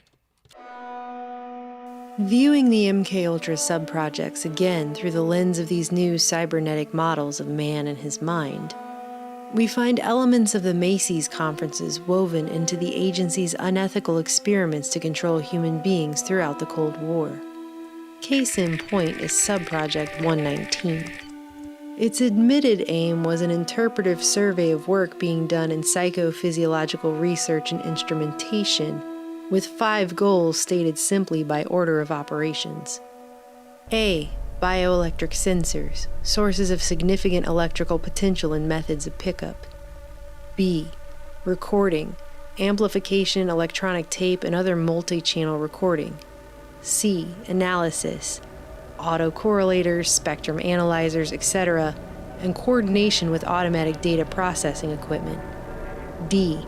Standardization of data for correlation with biochemical, physiological, and behavioral indices. And once they had all that figured out, E. Techniques of activation of the human organism by remote electronic means.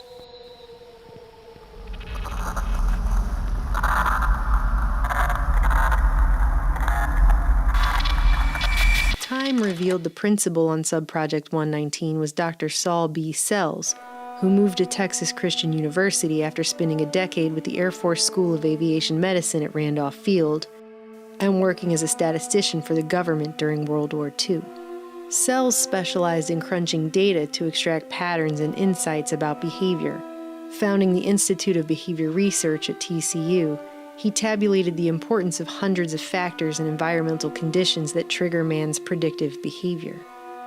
Along with the Air Force and NASA, Sells spent decades quietly carrying out various research projects for the Office of Naval Research, which even sponsored a symposium at TCU with Sells and fellow MKUltra-funded researcher Muzaffar Sharif on the stimulus determinants of behavior in 1961. One of Sells' first projects at TCU in 1959 was to send a proposal to the CIA regarding psychophysiological research to investigate electrical signals from the human brain and other systems, and the development of a more advanced multi-channel electronic analyzer to interpret those signals.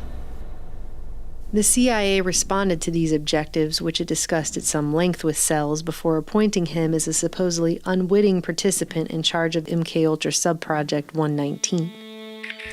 The work lasted almost 6 years through 1965 and was funneled through the Society for the Investigation of Human Ecology, later exposed as a CIA front run by Harold G. Wolff and Lawrence Hinkle out of Cornell Medical Institute, right across the street from the Rockefeller Institute for Medical Research on the Upper East Side of Manhattan. Okay, this is their perception of it, if I could just continue. No, it wasn't their perception of it either. No, it wasn't. Dangerous to his being, contrary to any previous consciously expressed intentions and interests, contrary to the good of the individual, and subversive to the goals for which he is consciously working. I understand all this talk. But the situation was, you see, those things were never done because of wise people on both sides. We not able to do this nor interested in it. They were, though. Some of the low-level people were, but the high-level people were not, to tell you the truth.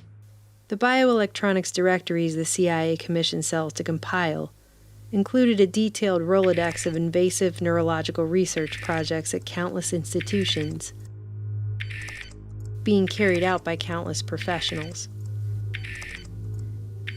And yet the names that come up again and again reveal what a small world it really is.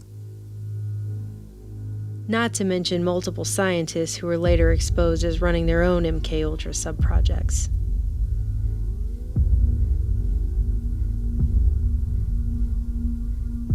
What did 119 really mean by techniques of activation of the human organism by remote electronic means? Neither the declassified documents nor any of the government hearings throughout the 70s ever followed up on what the real goal of this sub-project was.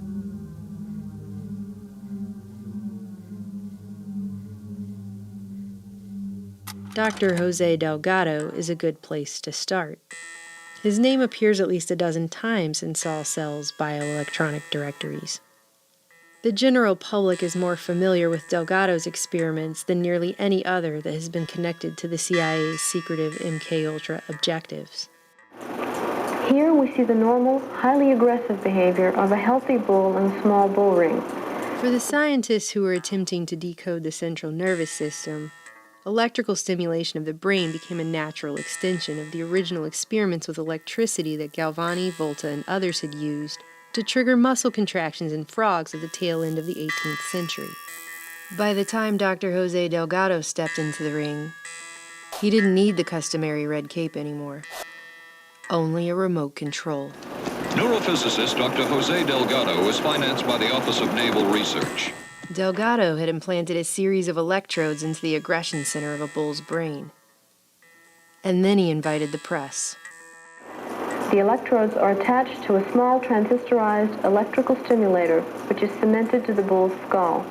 The electrical stimulator in the skull responds to radio stimulation, so the bull is literally subject to remote control. Delgado has remote control of the animal. When the remote control apparatus is operated and the bull's caudate nucleus is stimulated, the bull becomes non-aggressive. Stopping the charging animal now only required the push of a button. According to Marcuse, inner freedom designates the private space in which man may become and remain himself. Today, this private space has been invaded and whittled down by technological reality. The techno-matador spectacle, which made headline upon controversial headline in 1966, was meant to shock people, to put humans in their place. But at this point in his career, Dr. Delgado was just showing off his ability to remote control the bull. He had been implanting electrodes in different centers of the brain since the early 1950s.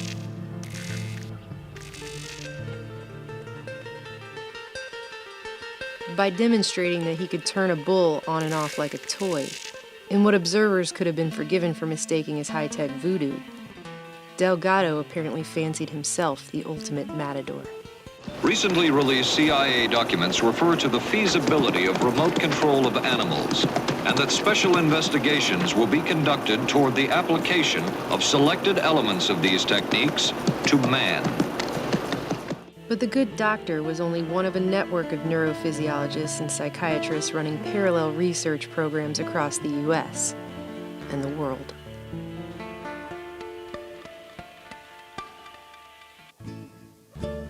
Cybernetician Warren McCullough was also among the earliest pioneers of deep electrode stimulation in the 30s at the Yale Laboratory of Neurophysiology, establishing the profound connection between the thalamus buried inside the brain and the outer sensory cortex that Wilder Penfield first explored.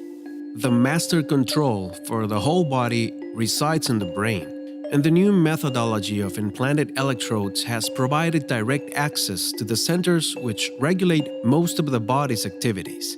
But by the end of the half-century mark, things were honed into an operable science, and McGill would once again prove to be groundbreaking in decoding the inner brain. While Professor Donald Hebb was busy exploring the mechanisms of neural networks and the effects of isolation upon the mind, in part for the CIA, his postdoctoral students James Olds and Peter Milner were stumbling upon their own findings, which would prove to be pivotal. Although it had been accidental at first, Olds and Milner had discovered the so-called pleasure center of the brain through an extension of the technique Wilder Penfield first developed. A new window on the brain was opened in 1953, when a rat fortuitously evidenced a neuro-rewarding effect.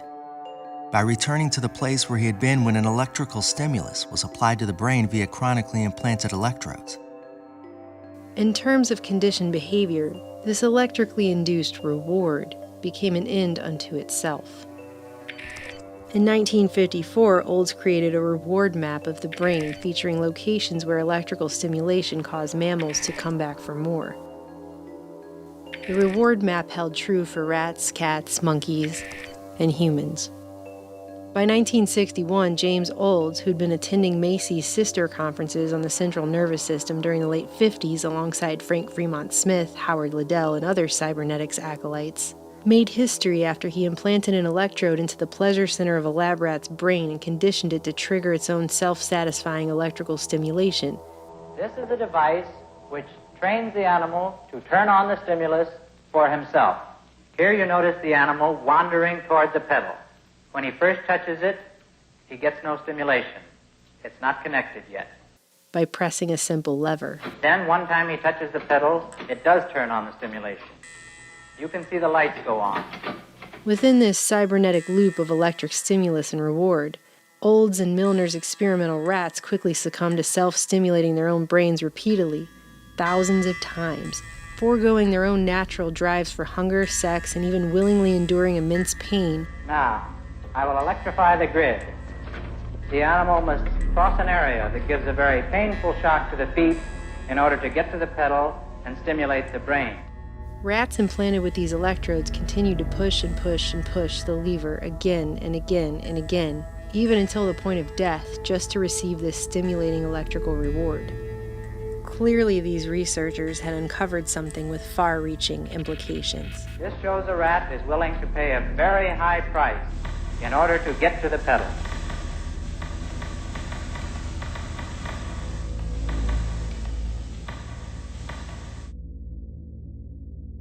In 1953, this series of therapeutic research experiments was conducted by Dr. Robert Heath of Tulane University.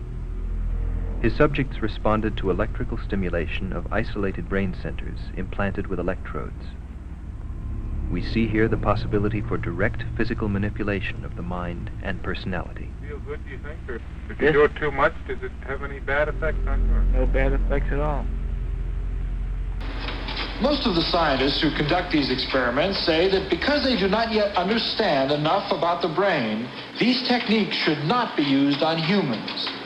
But this man says they should. He is Dr. Robert Heath of Tulane University Medical School in New Orleans. Famously, he claims to have turned down the CIA when the agency approached him about conducting covert research into the pain and pleasure centers of the brain. Reportedly offended at the abhorrent suggestion, he was quoted in dozens of papers as saying, "I took the stand that if I wanted to be a spy, I'd be a spy. I wanted to be a doctor and practice medicine."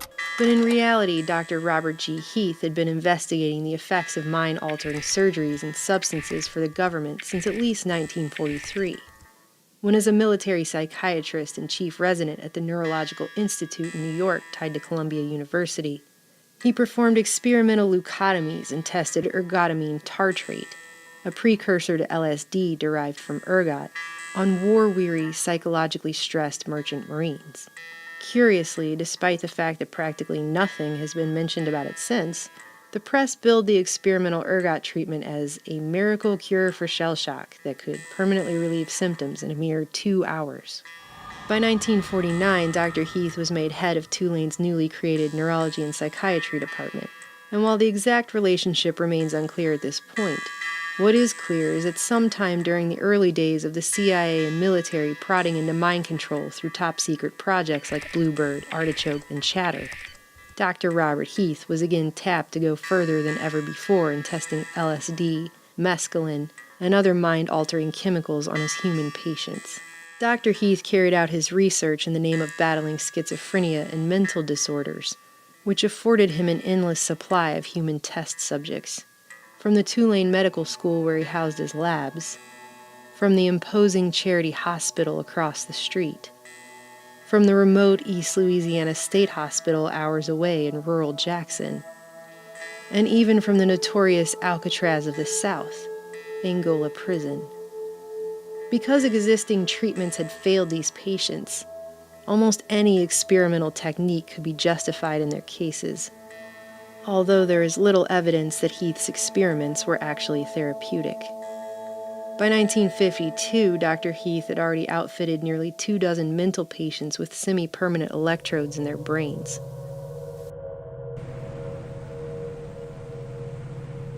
Yeah, I just feel like I don't have any thoughts like a human being. I'm just an animal walking around on the earth.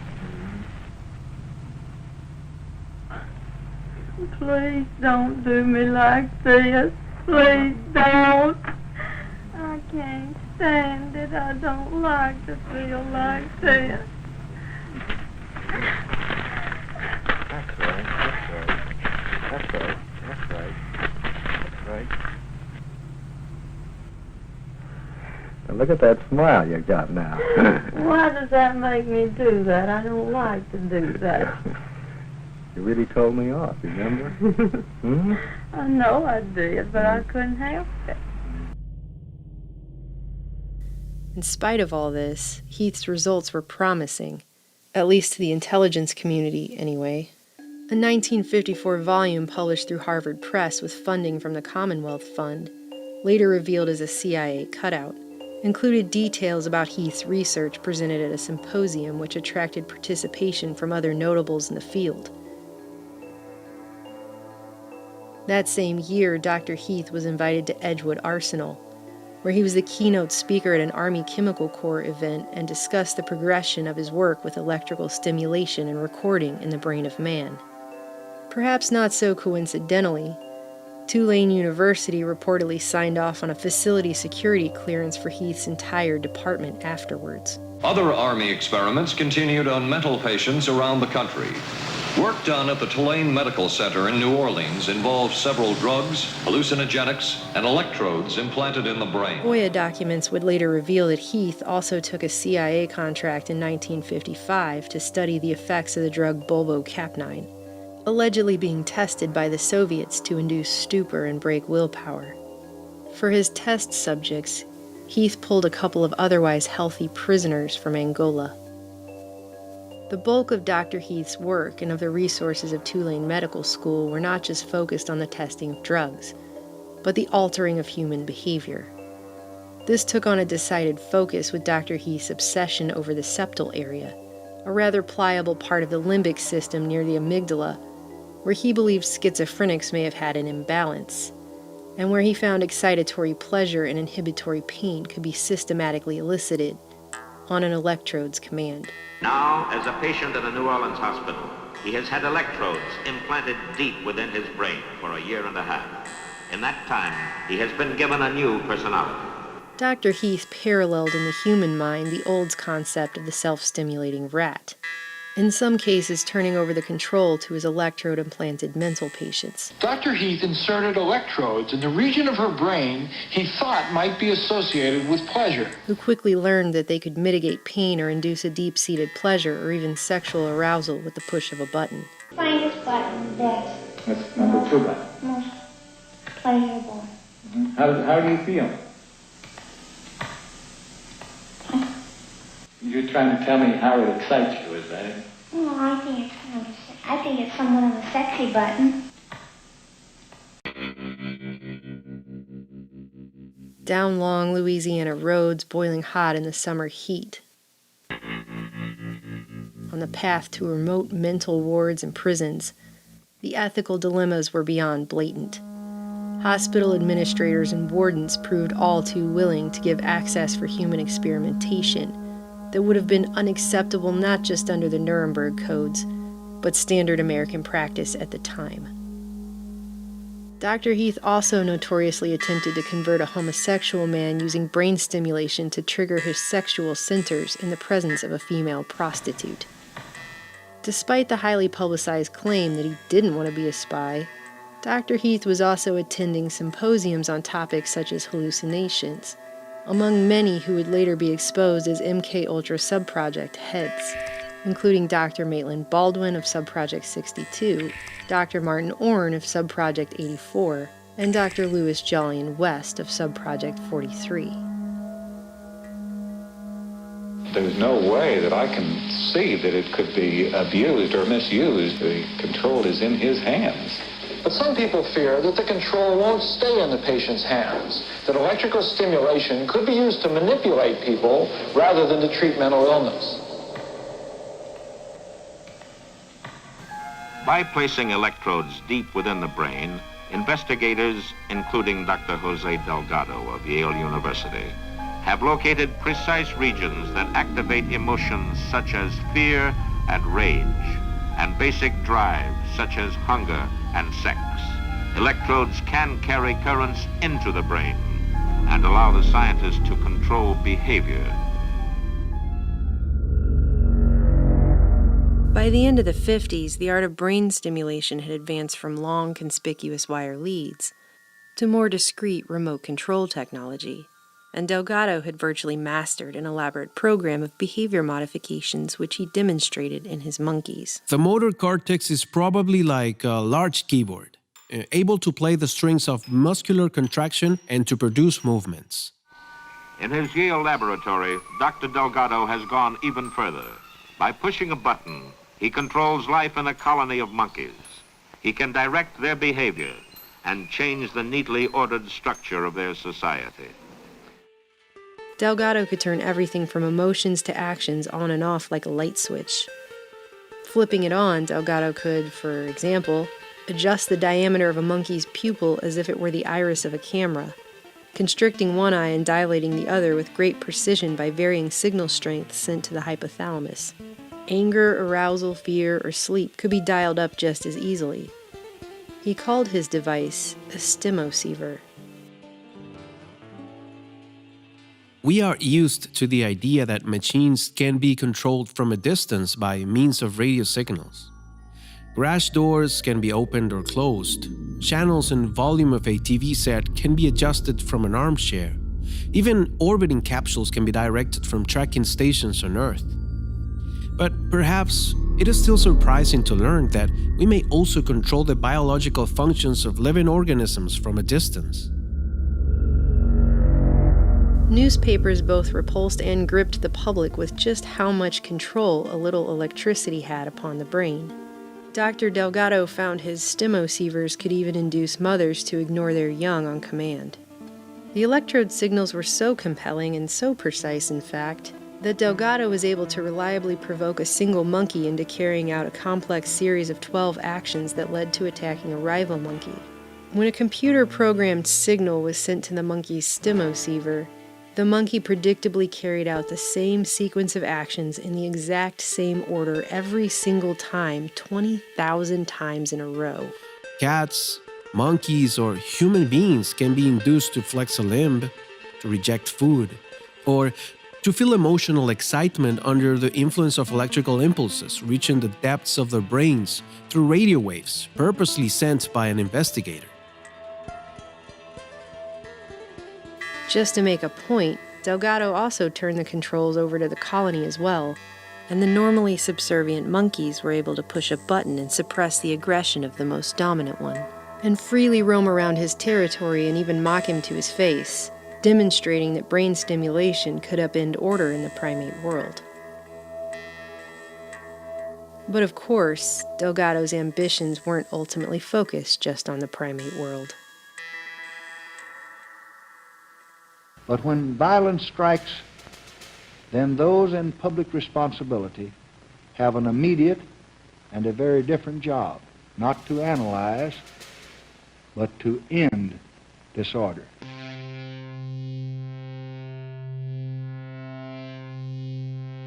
$200 million Americans did not strike down Robert Kennedy last night,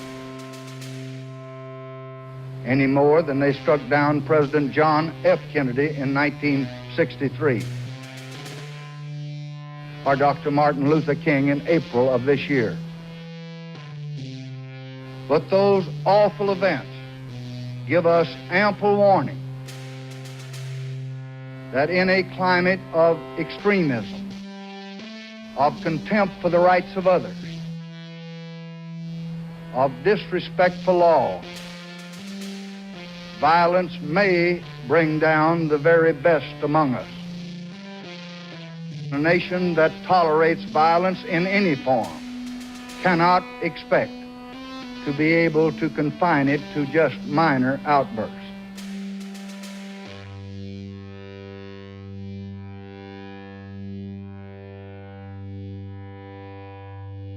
The violence must be stopped quickly, finally, and permanently.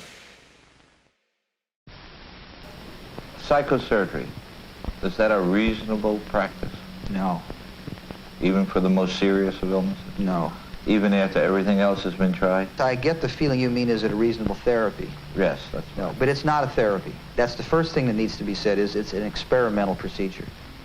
Now, if we recognize that it's experimental, then we would have to ask all your questions over again and say, is it a reasonable experiment? Is it a reasonable experiment? I would say it hasn't been conducted reasonably so far, and I don't see any signs that it's going to be. A reasonable, and I'm using the term reasonable to mean ethical, legal, and above board. That would imply, first of all and foremost, that the subject of the experiment is told that he's being experimented upon, and that isn't done. Working in conjunction with a team of doctors in Boston, Dr. Delgado experimented on neurological patients to develop a treatment to scientifically disarm violent behavior. Doctors Vernon Mark and Frank Irvin were emerging stars on the psychosurgery scene, with claims that ghetto rioters were just the beginning, that millions could be suffering from some ambiguous, undiagnosed brain disease and turn violent, despite the fact that the brain remained little understood in its complex, interrelated functions.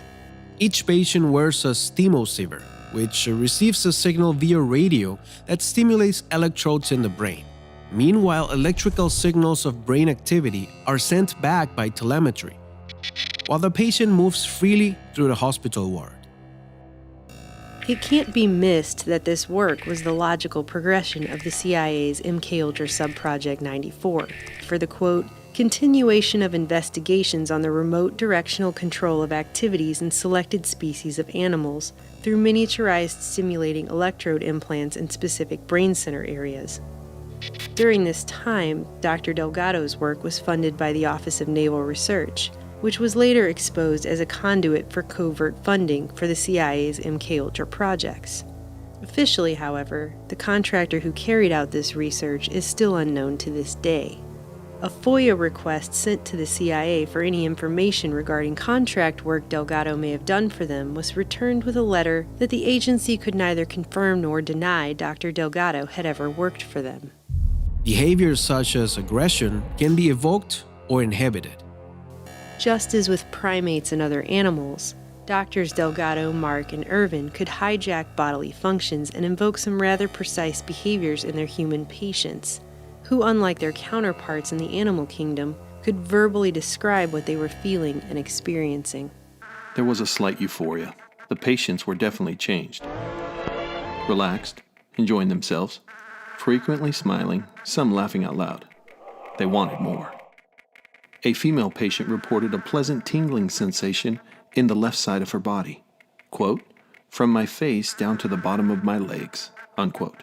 She started giggling, openly expressed her fondness for the therapist, who was new to her, kissed his hands, and talked about her immense gratitude for what was being done for her.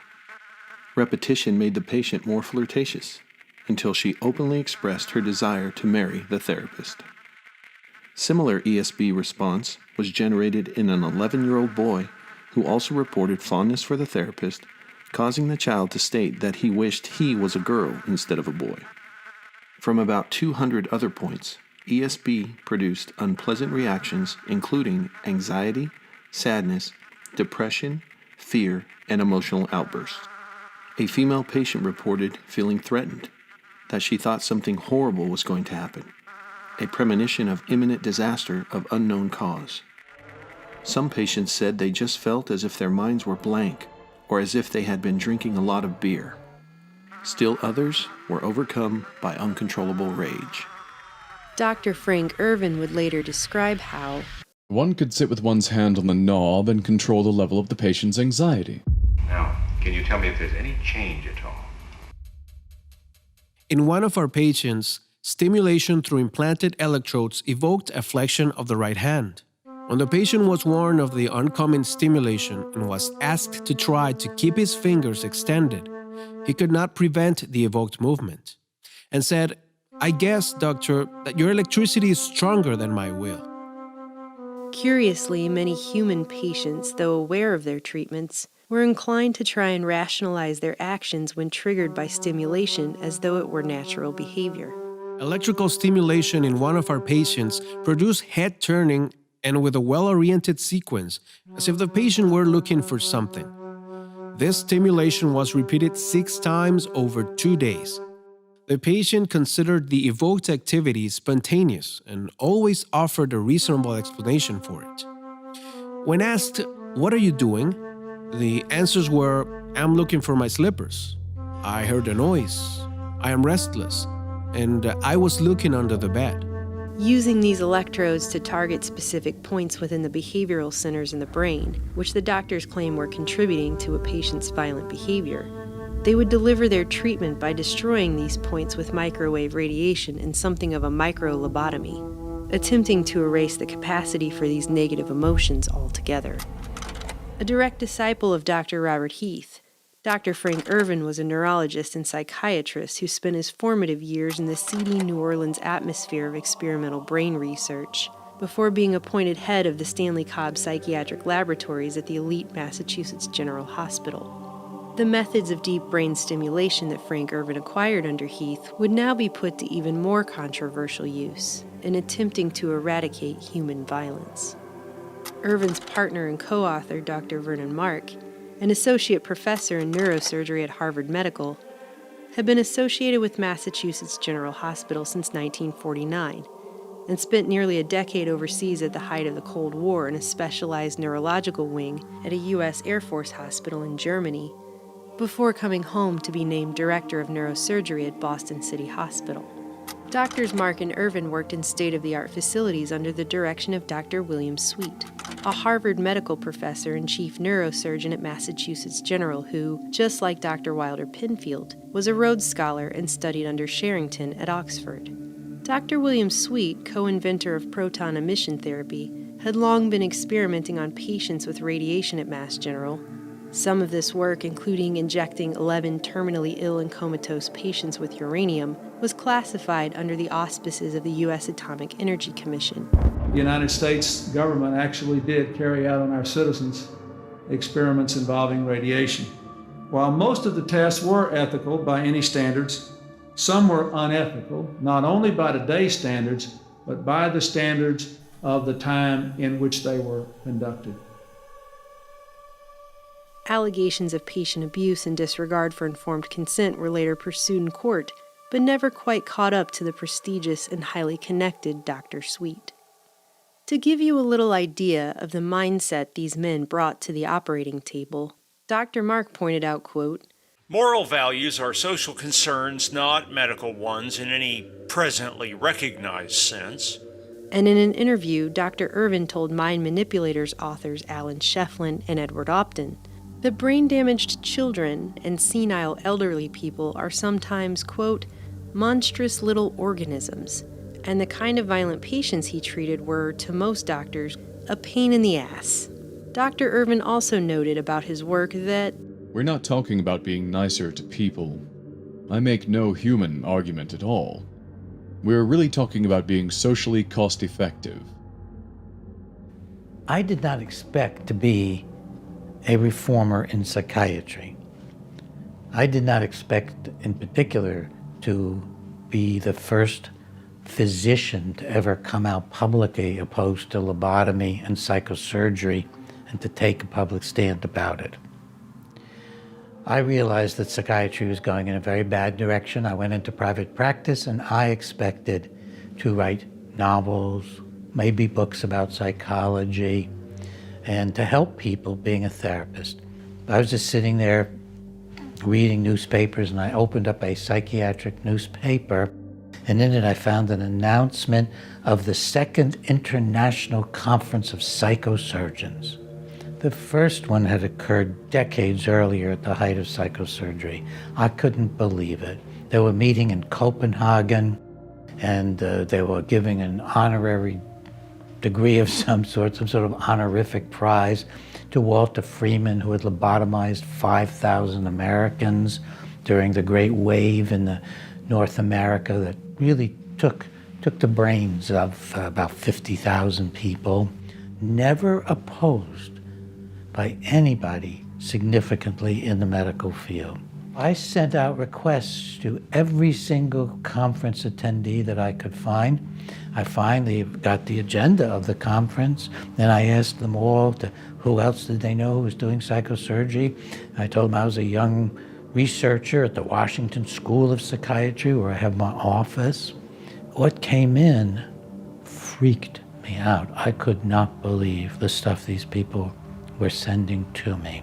What I found that most upset me was that at the University of Mississippi in Jackson, a surgeon named O.J. Andy was operating on little children as young as age 3, 4, and 5 for hyperactivity, aggressivity, difficult behavior, without even pretending to have psychiatric diagnoses or serious disorders. These were institutionalized children. O.J. Andy was inserting multiple electrodes into various portions of these children's brains. He was stimulating them, and then he was burning holes in their heads with the electrodes by heating them up. And he was then studying the children who walked around on the ward with wires dangling out of their heads. I called the chairman at the Department of Psychiatry at the University of Mississippi, and he said to me, O.J. Andy? I know O.J. He's down the hall from me. His office is. I said, did you know he was putting electrodes into the brains of little children? He said, oh God, no, I did not know that. It was the only genuine expression of horror I ever got, I believe, from anybody in establishment medicine or psychiatry. They set up a committee at the University of Mississippi to require a scientific protocol for O.J. Andy, and he was the first project I stopped. He never submitted anything there. After founding the Center to Study Psychiatry and raising awareness about psychosurgery in Congress, renowned author and psychiatrist Dr. Peter Breggin started the project to examine psychiatric technology, bringing national and then international attention to the blatant lack of scientific, political, or ethical critique of the disturbing trend of psychosurgery and electrical brain stimulation. Mental illness is a myth, a fraud, a bad metaphor, an excuse, a rationalization.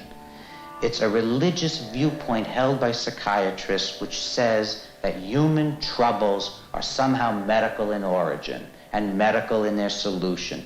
Now, just how poverty, unemployment, unhappiness, fights between husbands and wives, beatings of children, anxiety, alienation, just how all these problems relate to medicine and relate to illness is never stated. I might not have ever even had any kind of a movement get started, but became an international movement because I couldn't get any science writers interested. I couldn't get anybody to cover it. In fact, I called the Journal of Nervous and Mental Disease and asked him if I could do an article on psychosurgery, and he said, what are you talking about? Jose Delgado's a dear friend of mine. In September 1967, following another long, hot summer of urban race riots in major cities across the U.S., Doctors Mark, Irvin, and Sweet wrote a controversial and timely letter to the Journal of the American Medical Association, suggesting that riot leaders could be suffering from brain dysfunction. This would prove to be a turning point. In 1967, rebellions erupted in the Detroit black community. In a letter to the Journal of the American Medical Association, 3 neurosurgeons, Drs. Sweet, Irvin, and Mark, put forth a theory as to the cause of the violence in Detroit. They said in part, I quote, "There is evidence from several sources recently collected by the Neuro Research Foundation that brain dysfunction related to local lesions plays a significant role in the violent and assaultive behavior of thoroughly studied patients. Their idea was subtle but clear. The reason individuals were violent during rebellions was due to a brain dysfunction which they felt surgery could correct." Then I found, of course, the JAMA article where they talked about it at length, explaining how ghetto rioters must have abnormal brains because not everybody was rioting. So clearly, people who weren't rioting had normal brains, and the few who were leaders. We're talking now about men you could name, like Rap Brown and others. We're talking about some men who were outraged at the conditions of life in which the children were growing up in these ghettos. And these men were, from the perspective of many in the black community, the only hope. They were heroes. Of those heroes, Dr. Sweet was quoted as saying, "We're talking about senseless behavior. The proponents of urban disorders seem to be the people who are most likely to suffer from organic brain diseases."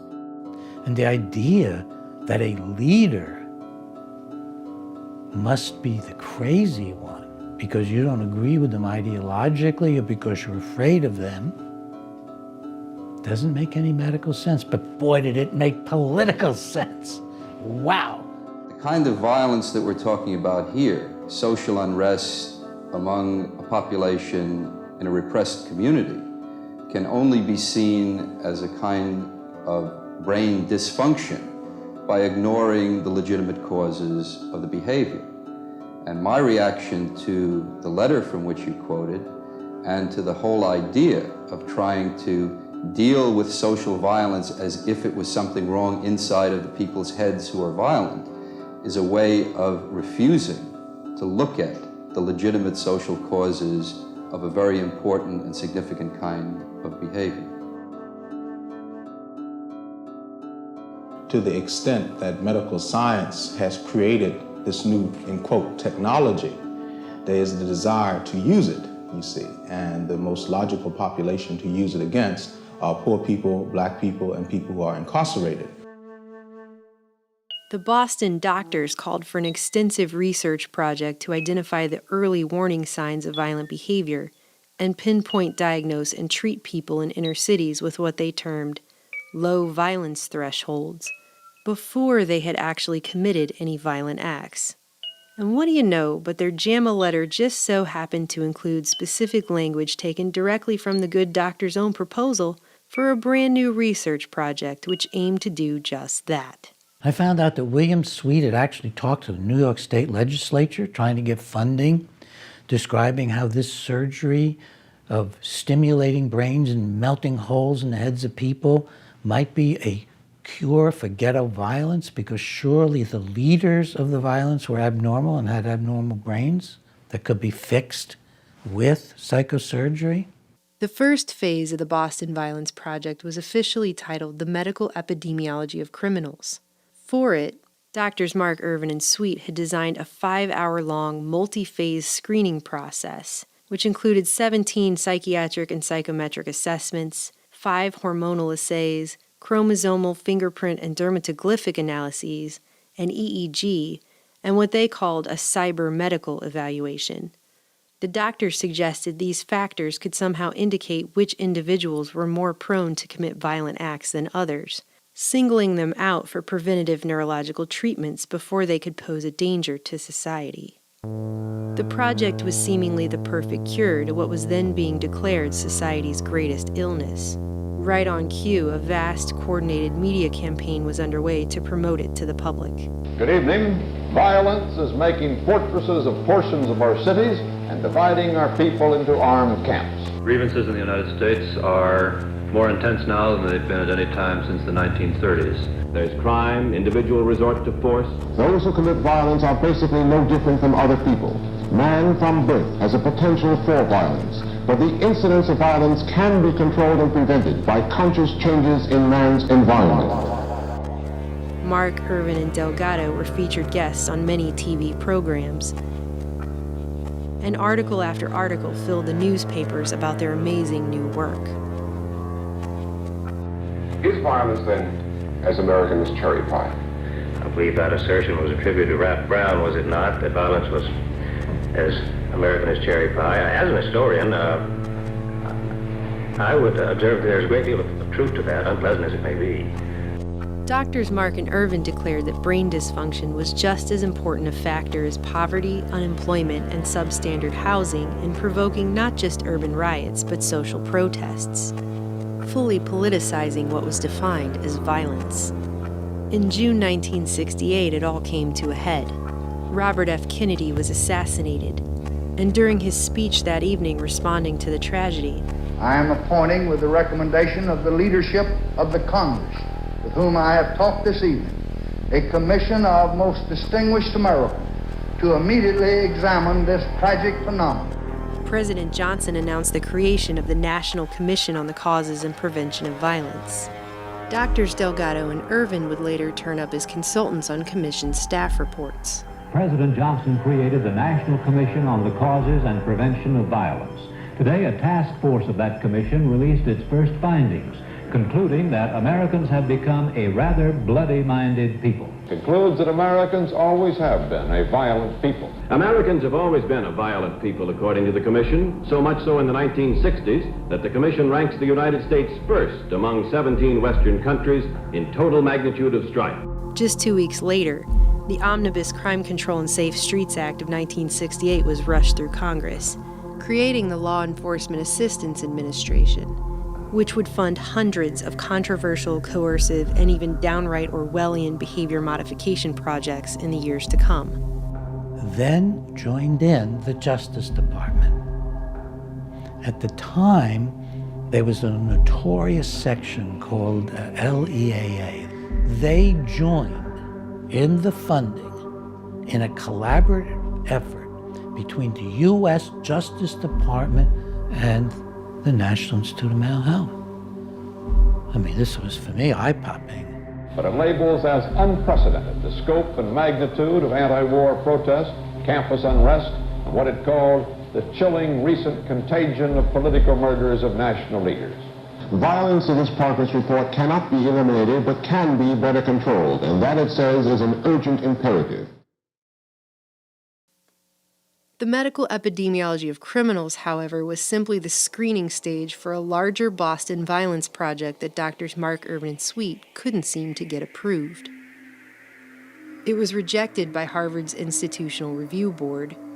Massachusetts General's Committee turned it down on both scientific and ethical grounds. And even an ad hoc committee put together outside of MGH unanimously rejected it. It was then the project was forced to move to Boston City Hospital, an institution which the doctors knew would look the other way and ask few questions, due to its own issues with corruption and mismanagement at the time. Unable to get approval through above-board channels, Drs. Mark Irvin and Sweet then formed the Neuro Research Foundation, a non-profit organization based out of Sweet's personal home that existed only to fund the doctor's research. Dr. Delgado sat alongside the other three on the foundation's board of trustees. This new foundation would enable the doctors to essentially handpick their own medical ethics review panel, thus circumventing the standard safeguards for human experimentation. See how that works? With no one else to stand in their way, and a positive report on behalf of the Neuro Research Foundation, the Department of Health, Education, and Welfare would finally approve the Boston project, and NIMH and the LEAA would fund it. 2 days after that crime bill was passed that would fund their work, Life magazine featured the psychobiology of violence on its cover, another story lauding the work of Drs. Mark Irvin, Sweet, and Delgado. In it, the public was brought face to face with contrasting photos of monkeys with surgically implanted wires sticking out of their heads having their rage dialed up in Delgado's lab, and 20-year-old Julia S., a young woman prone to emotional outbursts decked out in head bandages frantically slamming herself into a wall under the influence of brain stimulation, just like those monkeys, illustrating that man and animals were little more than biological machines to be controlled and tamed with technology. In fact, in one of Delgado's publications, he didn't mince words when he referred to his experimental animals as mechanical toys under his command. The demure Julia was now the poster child of the hidden rage that could be lurking in any human being, but also of violent tendencies successfully located and cured by remote brain stimulation and psychosurgery. In reality, Mark and Irvin's treatment left Julia permanently brain damaged. At the same time, the New York Times was advertising her as a great success story, with claims that she had 0 uncontrollable rage fits since her second brain operation, was back at home and even singing in a church choir. Dr. Mark was forced to admit to a Boston reporter that Julia was actually in an institution, where she would likely remain for the rest of her life. Despite this glaring inconsistency, one after the other, Dr. Jose Delgado and Drs. Mark and Irvin published books to garner wider public and financial support for their work. Delgado's 1969 book, Physical Control of the Mind, Toward a Psycho-Civilized Society, spells out in graphic, controversial detail exactly what the aim of such technology ultimately is: behavior modification and control at a society-wide level. The technology for destruction has now placed at the disposal of man a vast arsenal of ingenious weapons which facilitate all forms of violence, including crimes against property, assassinations, riots, and wars, threatening not only individual life and national stability, but the very existence of civilization. The New York Times promoted Delgado's book with the headline, "What kind of humans would we like to construct?" Is it feasible to induce a robot-like performance in animals and man by pushing the buttons of a cerebral radio stimulator? Could drives, desires, and thoughts be placed under the artificial command of electronics? Can personality be influenced by ESB? Can the mind be physically controlled? Meanwhile, headlines in newspapers all across the nation warned Americans that the United States was so overrun with violence. Unless some type of massive, widespread political and social reform was undertaken immediately, America was on track to become a nation of garrison cities where, quote, "order is enforced without due process of law and without consent of the governed." The following year, Mark and Irvin published Violence in the Brain. In a spectacular act of self-aggrandizement, the doctors dedicated the book to themselves, writing, "This book is dedicated to the Neuro Research Foundation of Boston, whose goals for the early diagnosis and proper treatment of the violent patient parallel our own." In the book's foreword, Dr. Sweet essentially agreed with Delgado, writing, "Our project holds out the hope that knowledge gained about emotional brain function in violent persons with brain disease can be applied to combat the violence-triggering mechanisms in the brains of the non-diseased. In essence, everybody else." Violence in the Brain. Vernon Mark, neurosurgeon at Boston City. Frank Irvin, psychiatrist at Harvard. William Sweet, this powerful neurosurgeon during the introduction. And the book is about a man at the time called Thomas R. Thomas was a brilliant engineer with patents who was terribly violent and who, after the surgery, was now completely cured without any symptoms. And the surgery consisted of putting multiple electrodes in his brain, stimulating him, even stimulating him while he walked around the ward, then burning out parts of his brain. No patient was more highly publicized as a success of Mark and Irvin's new techniques than Thomas R., whose real name was Leonard Kyle, their star patient who, according to their book, was diagnosed as suffering from temporal lobe epilepsy and prone to uncontrollable rages that the doctors were only able to subdue through remote brain stimulation and a bilateral amygdalectomy, which destroyed portions of his brain closely connected to emotional behavior. Well, I knew this was a lie.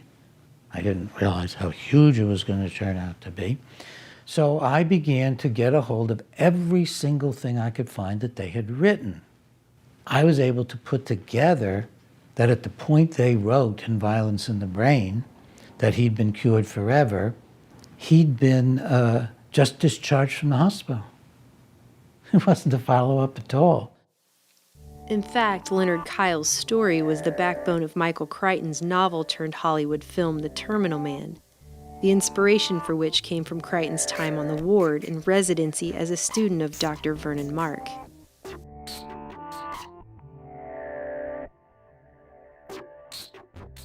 By most accounts, Leonard was described as a mid-30s married father of 6 and a successful self-taught engineer who worked with top defense contractors, including Douglas Aircraft, Polaroid, where he earned several patents under his founder Edwin Land, who at the time was working with the CIA on the top-secret U-2 spy plane program, Honeywell, and eventually EG&G, one of the most powerful Cold War Black Ops defense contractors in America that no one had heard of, which had spun off from MIT and made important contributions to the development of the nuclear bomb, aerial reconnaissance, and radar. But in their book Violence in the Brain, Doctors Mark and Irvin painted Leonard as an impulsive man with a violent streak who was prone to road rages and spousal and child abuse, a man who would sometimes pick up and slam his pregnant wife and even his children into walls. Although described as typically courteous, quiet, and reserved, Mark and Irvin insinuated temporal lobe disease led to Leonard's sudden violent rages, and the doctors went so far as to describe him as, at times, frankly psychotic, suffering periods of confusion, delusions, and hallucinations. The supposed focus of Leonard's anger and marital disputes centered upon what were depicted as paranoid suspicions his wife was cheating on him with a tenant who was renting a room in their home. And his wife had been the one to refer him to treatment.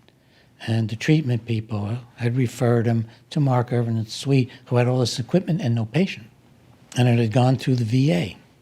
They'd taken him right off the VA wards. There's power of these people. Leonard's medical records, however, showed no evidence of temporal lobe disease. In fact, outside of mild depression, Leonard's records showed no evidence of paranoid delusions or any psychotic symptomology at all. The VA records showed him to be entirely normal. His brain waves were normal. He was normal. There's nothing really in the record that shows anything serious. And then they took him and put him in their project. Here the timeline gets fuzzy. During the spring of 1966, Leonard was officially admitted to the Violence Research Unit, where Mark and Irvin claim they spent months trying many combinations of anti-seizure medication, tranquilizers, and psychic energizers, but to no avail. So Dr. Mark implanted an array of at least 80 electrodes into Leonard's brain. Leonard wrote to his mother and described what was being done to him in Boston as the stuff of science fiction. During my conversations with Helen Geis, his mother, she brought me a telegram. These are the days of telegram from Vernon Mark. She had written him and said, "I hear my son is undergoing surgery. Can you please tell me about it?" And the telegram said, "Don't worry, your son is undergoing minor surgery." We had it in print.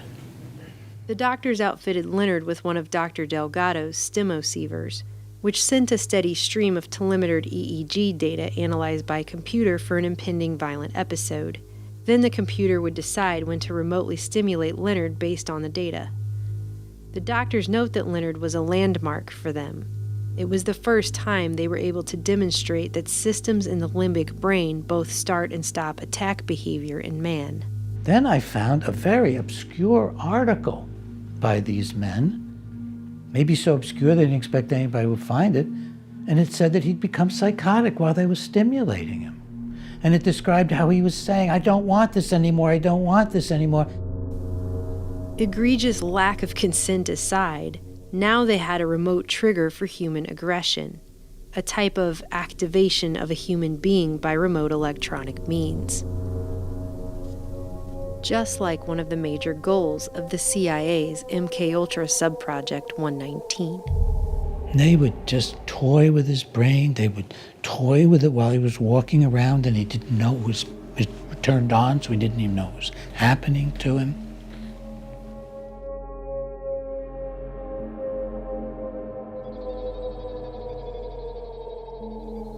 For months, Mark and Irvin remotely stimulated Leonard's brain by computer, meticulously figuring out what each electrode could do. Some made him feel like he was losing control, others like he was floating on a cloud.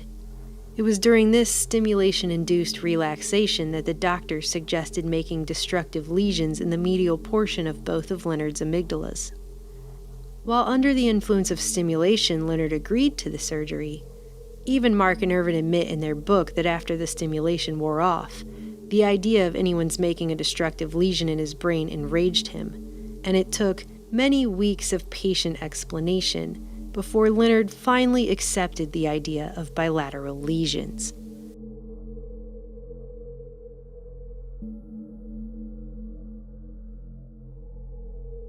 And then he became peaceful and accepted the treatment after they stimulated him enough. This is key, folks. Passivity, docility, obedience is key to this entire process. Leonard's wife was also brought in and supposedly threatened to leave him if he didn't consent to the treatment. Leonard believed that his wife was having an affair. Leonard's wife denied it and sent him to her psychiatrist. Leonard had been in conflict with his wife, but he'd done nothing more serious than one sort of violent event, not a nice thing. He threw a can at his wife of food and didn't hit her. That was the only fact I could find in the records that remotely resembled violence, and it was reported by his wife. Despite eventually going through with it, Leonard's wife not only filed for divorce while Leonard was still in the hospital, she eventually remarried to the very tenant Leonard had been worried was having an affair with his wife all along. After a series of lesions were burned into his brain via passing high-frequency microwave currents through his electrodes, Leonard was finally discharged in August 1967 after more than a year in the hospital, a year that would change the course of his life forever.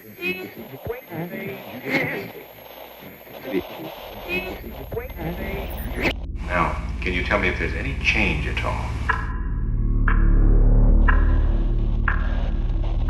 Now, can you tell me if there's any change at all?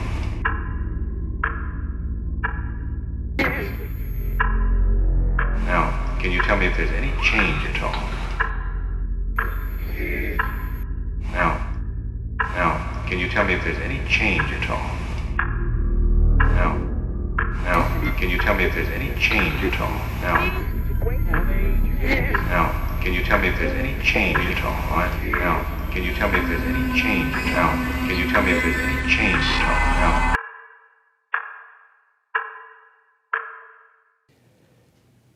One of the big breakthroughs was when I was on the air talking about Thomas R., whom I also saw at one point had also been called Leonard K. Apparently somebody heard me on the radio and called Leonard's mother. And I got a letter from Leonard's mother, and it said, "Now I understand.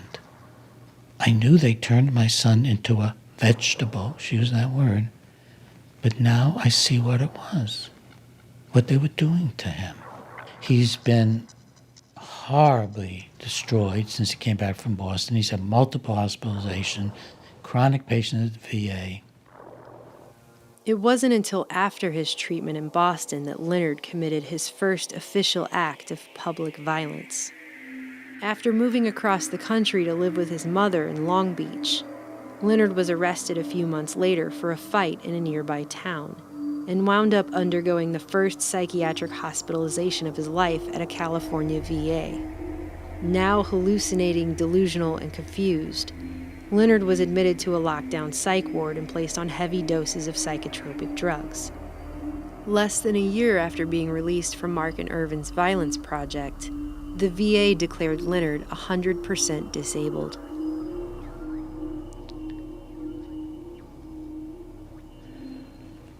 I flew out to California and I met Leonard.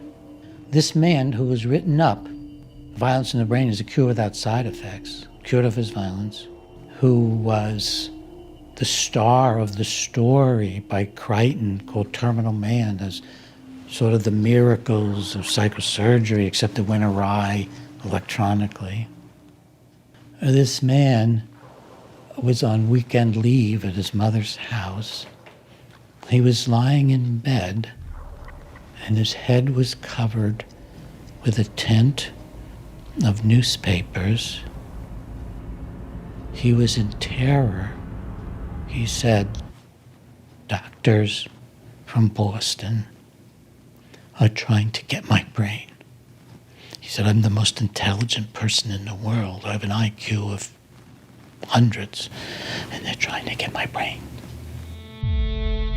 While it is impossible to know what Leonard was really involved in here, it is worth noting that he claimed the experiment he endured specifically involved hooking geniuses up to IBM machines.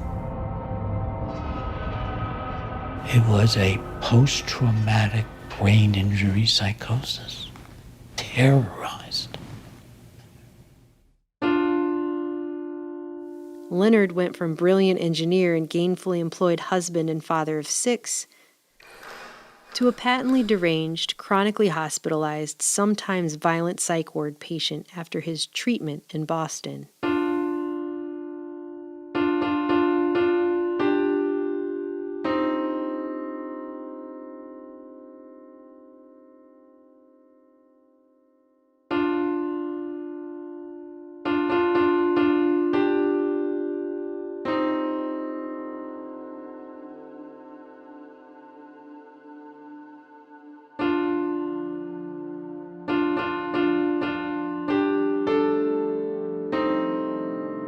He never worked again and spent the rest of his life heavily medicated in VA hospitals in both California and Boston. Despite this, Doctors Mark and Irvin continued to write journal articles about their great success story, Thomas R. And by the way, I would find out that Mark, Irvin, and Sweet knew this. They knew this while they were writing their cure papers. She said he'll wander off and they'll pick him up in an emergency room and he'll say that doctors from Boston have been manipulating my brain and put holes in my head and they wouldn't believe him. They'd call him a paranoid schizophrenic, send him back to the VA. Leonard was also diagnosed as schizophrenic reaction paranoid type, in large part due to a fantastical story he told with great technical precision about what had been done to his brain in Boston. When he was finally discharged in May 1968, Leonard's records read, patients stated that Massachusetts General Hospital were controlling him by creating lesions in his brain tissue by microwave, and that they had placed electrodes in his brain tissue, stated that they can control him, control his moods, and control his actions. They can turn him up or turn him down, just like a mechanical toy.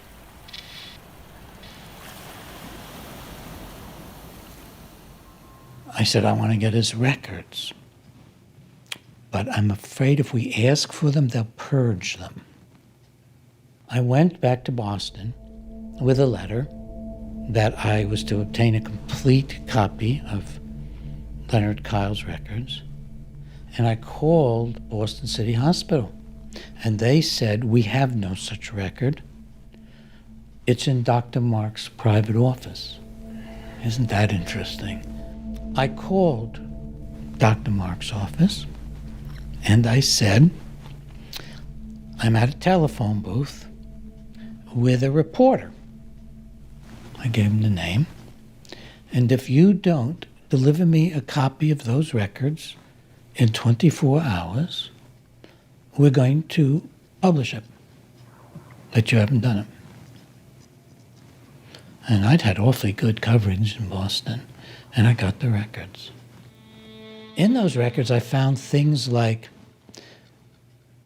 Leonard wants to leave the ward. Progress note by Frank Irvin, take his pants away. I was looking in on the life of a man who'd been as violently abused as any horrendous sexual, emotional, physical abuse. He might as well have been in a brainwashing camp in North Vietnam or North Korea, being tortured. One of the first things that fell out of the records was a handwritten note by him that doctors from the MGH were killing him or taking his brain or something to that effect. It was right in there. In the progress notes, I saw writing on the walls, murder. That's all, just writing on the walls, murder. And the VA records did not note that he'd had psychosurgery. But I was able to show that, in fact, Mark had been in communication with the VA.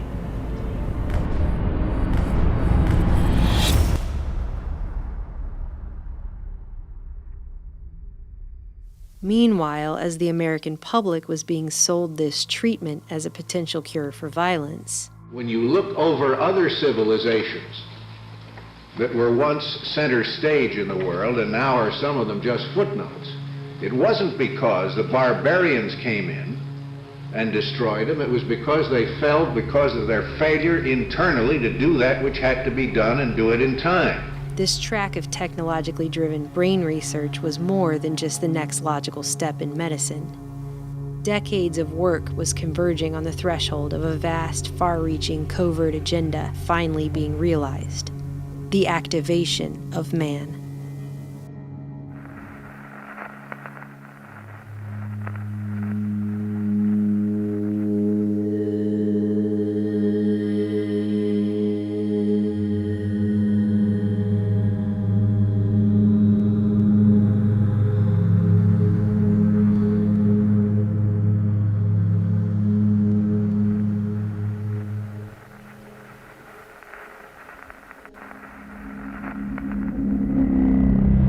Dr. Horace W. Magoon, considered one of the fathers of neuroscience, was also focused on activation in 1948 when he co-discovered the reticular formation in the brainstem, responsible for sending electrical signals and brain waves that activated waking and sleeping states and seemed to hold fundamental sway over consciousness as well, which deeply fascinated cybernetician Warren S. McCullough, who'd known Magoon since their days in Chicago. At the Illinois Neuropsychiatric Institute, Warren McCullough, Gerhard von Bernien, and a number of young research-oriented neurosurgeons, a high-spirited atmosphere of excitement in the basement lab at the INI was a novel and stimulating experience.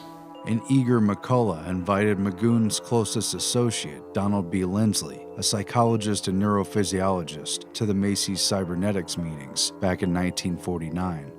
The following year, Drs. Horace Magoon and Donald B. Lindsley, along with Dr. John French, assembled a powerful team based out of the neurological wing of the Long Beach, California VA hospital. The Bob Hope Show, transcribed direct from the Veterans Administration Hospital at Long Beach, California. Curiously, the same one Leonard Kyle would be treated at in the aftermath of his participation in Mark and Irvin's experiment in Boston.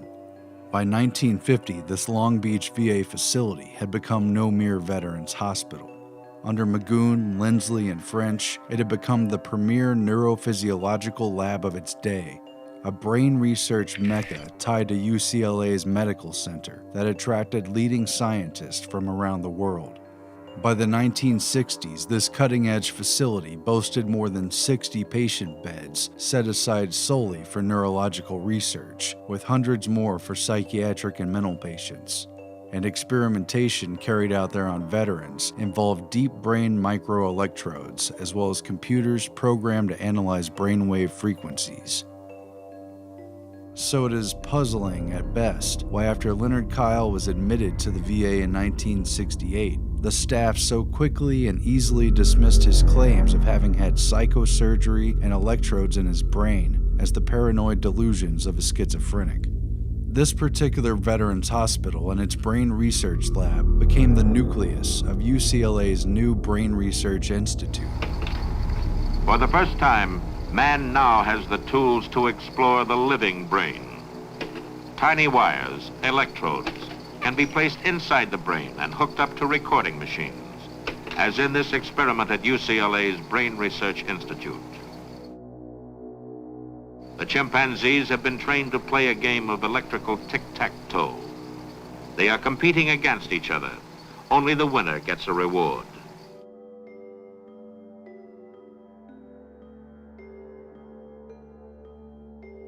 "5 years after MKUltra had officially begun, a special Macy's conference was formed in 1958 to exchange information on the central nervous system and behavior, chaired by Dr. Horace Magoon and facilitated by Macy's Foundation Medical Director and Massachusetts General Neurologist Frank Fremont Smith. The conference editor was one of the most powerful doctors inside Massachusetts General Hospital, Mary A.B. Brazier, an EEG expert and polymath neuroscientist from a well-connected family who had immigrated from Britain at the onset of World War II on a Rockefeller Fellowship to work in Stanley Cobb's specialized department at MGH. The group's participants were steeped in secrecy and had deep ties to clandestine intelligence agencies. Among these were neuroscientists who experimented with the pain and pleasure centers of the brain, alongside CIA and MKUltra contractors, as well as representatives from the DoD's Research and Engineering Branch and the Walter Reed Army Institute for Research. This Macy's Central Nervous System group also hosted a number of distinguished scientists from within the USSR. This series of conferences served as a springboard for the Moscow Colloquium on Higher Nervous Activity, a significant moment at which American scientists contracting with defense agencies worked with, rather than against, the Soviets during what was supposedly the height of the Cold War. Why is it that everything the other side says is propaganda while we call what we say information? With backing from the Rockefeller Foundation, the Macy's Foundation, and the National Science Foundation, Mary Brazier and Horace Magoon would lead a small delegation of Americans to Moscow in October of that same year, at a time when such travel was otherwise heavily restricted and rare, to convene with the ideological successors of Pavlov, who were working on the, quote, mechanization of the central nervous system. For years, Stalin had forbid cybernetics in the Soviet sphere, despite its origins in the physiological labs where Pavlov studied his dogs. However, Stalin's conspicuous death in March of 1953, just 1 month before the official start of MKUltra, had opened the door to both Soviet and world cybernetics. Declassified documentation has revealed that indeed, Dr. Mary Brazier had a close relationship with the CIA, and that her liaison was on an intimate first name and even nickname basis with both her and Horace Tid Magoon. Additionally, it was revealed that the CIA had also directly sponsored at least part of the Macy's Central Nervous System meetings. 1958 proved to be a pivotal year, but one more meeting was necessary to set the stage for the activated man. In June, Boston was host to the Sensory Deprivation Symposium, drawing together an elite cadre of cyberneticians, neurologists, and CIA MKUltra contractors to coordinate the next decade of clandestine brain research. The event was jointly sponsored by Harvard Medical School, Boston City Hospital, and the Office of Naval Research. This connection was acknowledged by Donald Hebb, who admitted during the conference that his work on isolation, quietly sponsored by the Defense Research Board of Canada, began with the, quote, problem of brainwashing, but that he and his fellow researchers were not permitted to say so in their first publication. Hebb had been invited by the Macy's and Rockefeller Foundation-funded Dr. Stanley Cobb, who presided over the symposium, and praised Dr. Hebb's, quote, courageous experiments on sensory deprivation, as well as his, quote, ingenious ideas on studying perception in human beings through isolation techniques. Attending this symposium was a familiar cast of characters, including a key unit of cyberneticians, Norbert Wiener, Warren McCullough, W. Gray Walter, and Lawrence Kuby, alongside UCLA Brain Research Institute's Horace Magoon, Donald Lindsley, and Mary Brazier, who was transferring to UCLA's Brain Research Institute, as well as MKUltra contractor Dr. Louis Jolyon West, who was about to lead the UCLA Neuropsychiatric Institute. Also attending was a young Dr. Frank Irvin, who had recently transferred from Tulane working with Dr. Heath to take over the Stanley Cobb Chair of Psychiatry at Massachusetts General. Dr. Cobb marked 1958 as a watershed year for progress in understanding the central nervous system, presenting a radical new picture of activity in the brain based on reverberating circuits, feedback systems, communication theory, and the modulation of sensory perception, all of which became central to the fields of physiology, psychology, information theory, and cybernetics, as well as the aims of the CIA's MKUltra program. This new core of knowledge replaced the classical understanding of the brain. It would now be treated as a biocomputer, to be scanned, screened, decoded, and reprogrammed. By 1960, the word cybernetics was used by the Soviets to designate this new trend.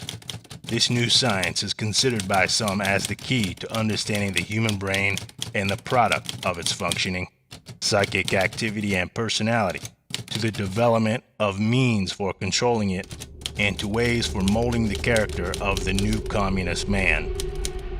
Norbert Wiener had first attempted to tackle what would become his greatest challenge in 1930, when W. Gray Walter asked him for help in interpreting what were considered at that time random EEG readings that doctors and engineers the world over had yet to make any sense of. Later noting a similarity between the oscillating, scanning behavior of a brain and that of a radar dish, both constantly searching for new data inputs, Wiener began to theorize a complicated harmonic analysis of these EEG waveforms. Harmonic analysis accounted for the transmission of information in a whole new way, which eventually connected with the core cybernetic principle of feedback. And we must get rid of any notion straight away that control is something imposed on the system from outside. It has to be built into it. It's called feedback, and feedback is ubiquitous in control systems. If one could modify the way the brain processed signals, one could program the brain, the behaving entity, just like the equipment in missile control rooms and just like the experimental animals who'd been conditioned to perform predictable behaviors in the lab. By 1955, Norbert Wiener, who had long ago sworn off work on, quote, weapons of war, despite his continued collaboration with the very military technicians and defense contractors who'd made those weapons, had overseen the completion of a powerful new device, which he created with Massachusetts General's electrical engineer John Barlow and Walter Rosenblith, an Austrian-born engineer who ran MIT's Communication Biophysics Laboratory. Mary Brazier, too, would work on this big project, which would become one of the Cold War's least known but most powerful secret weapons. They called it the autocorrelator. The apparatus made an enormous clatter. The 24 relays in the rapid repeater, the central processing unit that correlated one waveform with another, chatted incessantly among themselves. The clanking kept up for 20 minutes for each correlation, until the machine spit out its completed correlogram and came to a thumping, self-satisfied halt. Norbert Wiener loved the racket. He was captivated. He was absolutely fixed on the printout as it was coming out. Wiener's goal for the project was nothing less than to find the Rosetta Stone for the script of the brainwaves. A machine that analyzed brainwaves in analog mode. As authors Conway and Siegelman wrote, the correlator was Wiener's baby, the first analog computer to apply his statistical methods automatically to the analysis of brain function. Wiener considered the machine to be the most significant work of all the things he had ever accomplished. It took Norbert Wiener 25 years to crack the code of EEGs. It was the culmination of cybernetic research that he and Arturo Rosenbluth had begun on automata and feedback more than a decade earlier, leading up to the first Macy Cybernetics meeting on cerebral inhibition in 1942. In cybernetic terms, EEG represented the first known language, which was not symbolic, but rather communicated directly and powerfully in its expression. The autocorrelator now made it possible to interpret brainwaves intelligently and automatically via computer, and for that computer to send a reciprocal response back through EEG to excite or inhibit brain activity. And when Mary Brazier transferred to UCLA for the opening of Magoon's Brain Research Institute, she brought the autocorrelator with her. Years later, all of this would have grave consequences for Leonard Kyle. They turned him into a shell of a human being, where the spirit was still there, but it couldn't peep out very well through the tangled wires, the murdered brain cells. He was psychotic, and he was violent when restrained at times. There'd never been anything like that. Never been anything like that.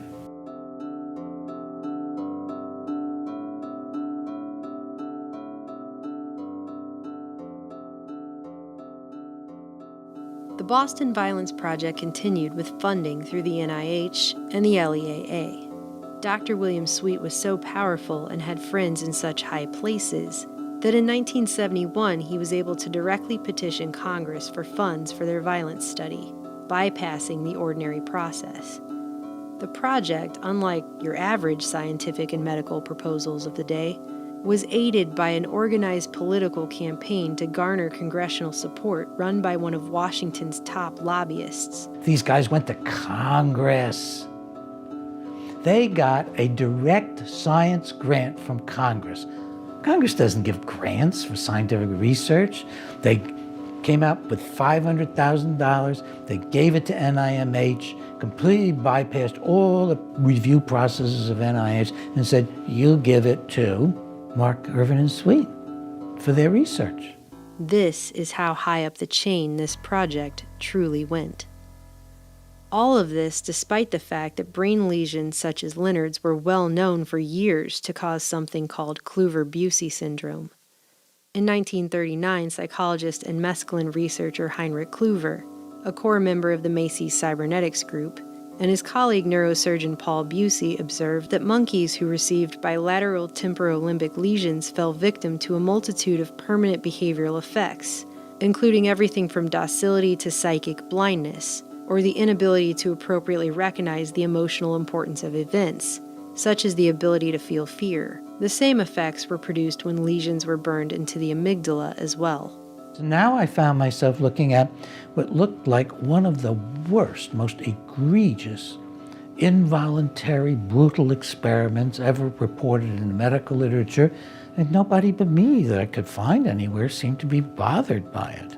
One unlikely source of concern came in the form of neurologist Dr. Ernst Rodin, who visited the Boston group after reading Violence in the Brain, hoping to gain information he could apply to a similar experiment he planned to run on violent sex offenders out of the Lafayette Clinic in Detroit. Dr. Rodin came away with a very different picture of what was actually going on in Boston than what was reported in Mark and Irvin's book. The nursing staff informed him that, despite supposedly being a project about the treatment of violent criminals, none of the 35 patients in Mark and Irvin's initial study were violent criminals, or even truly violent people. Dr. Ira Sherwin, the Boston Project's head neurologist, concurred with the nurses and stated that he was not aware of any genuinely successful cases, including Julia S. and Thomas R. Of Violence in the Brain and Mark and Irvin's research, Dr. Rodin concluded, "We have been misled." Maybe now is a good time to mention that, just like Drs. Heath and Delgado, a FOIA request to the CIA regarding any contract work done by Drs. Mark, Irvin, or Sweet for the agency was returned with a statement that the agency could neither confirm nor deny that the men had ever worked for them. So we have these American surgeons, some of the most famous in the country, getting funding from a combination of NIMH and the justice. Can you imagine anything more totalitarian than putting psychiatry and justice together? By 1972, internal LEAA memos show that the agency decided not to renew Mark, Irvin, and Sweet's funding, due to, among other things, the fact that they discovered Dr. Irvin was vacating the Boston Project without informing the LEAA, to take up a new position at UCLA, in addition to evidence of the misuse of federal funds, including the fact that Irvin had used grant money to purchase equipment from a firm in which he was the major stockholder. The agency also noted that despite being proposed as the entire point of their research, the present proposal contains no attempt to develop treatment or follow-up procedures for the patients involved.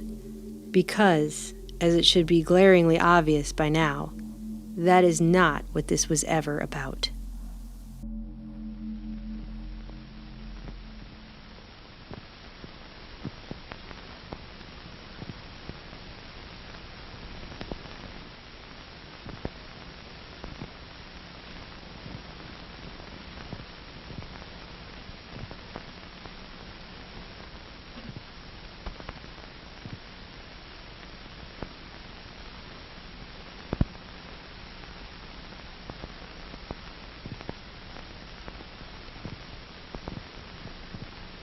In chimpanzee Patty, brainwaves telemetered from the left and right amygdala were received and automatically analyzed by an online analog computer.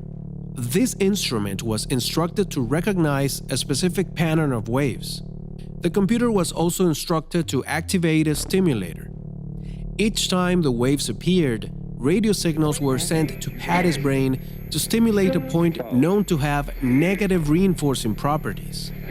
Electrical stimulation of one cerebral structure was contingent upon specific EEG patterns in another area of the brain, and the whole process of identification of information and command of action was decided by the online computer.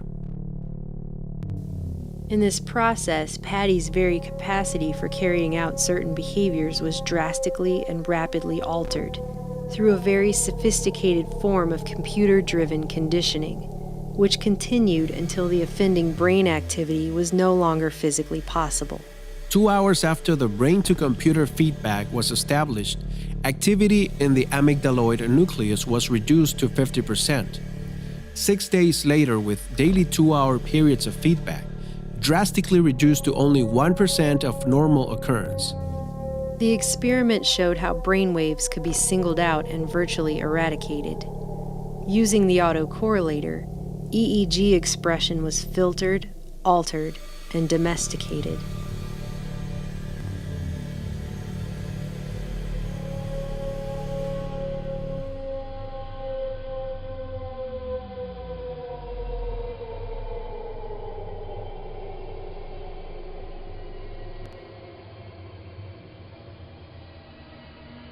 The project moved forward.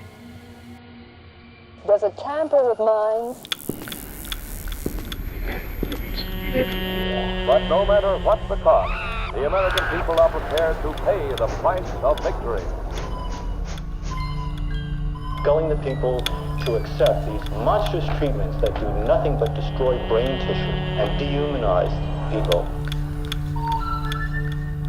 Let us march toward the clean world our hands can make. Does it tamper with minds? Does it tamper with minds?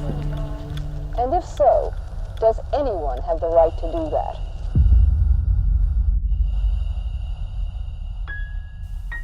Leonard would die 3 decades later at the age of 65 at the Bedford VA just outside Boston, having spent the latter half of his life a totally disabled, heavily medicated mental patient in a psych ward.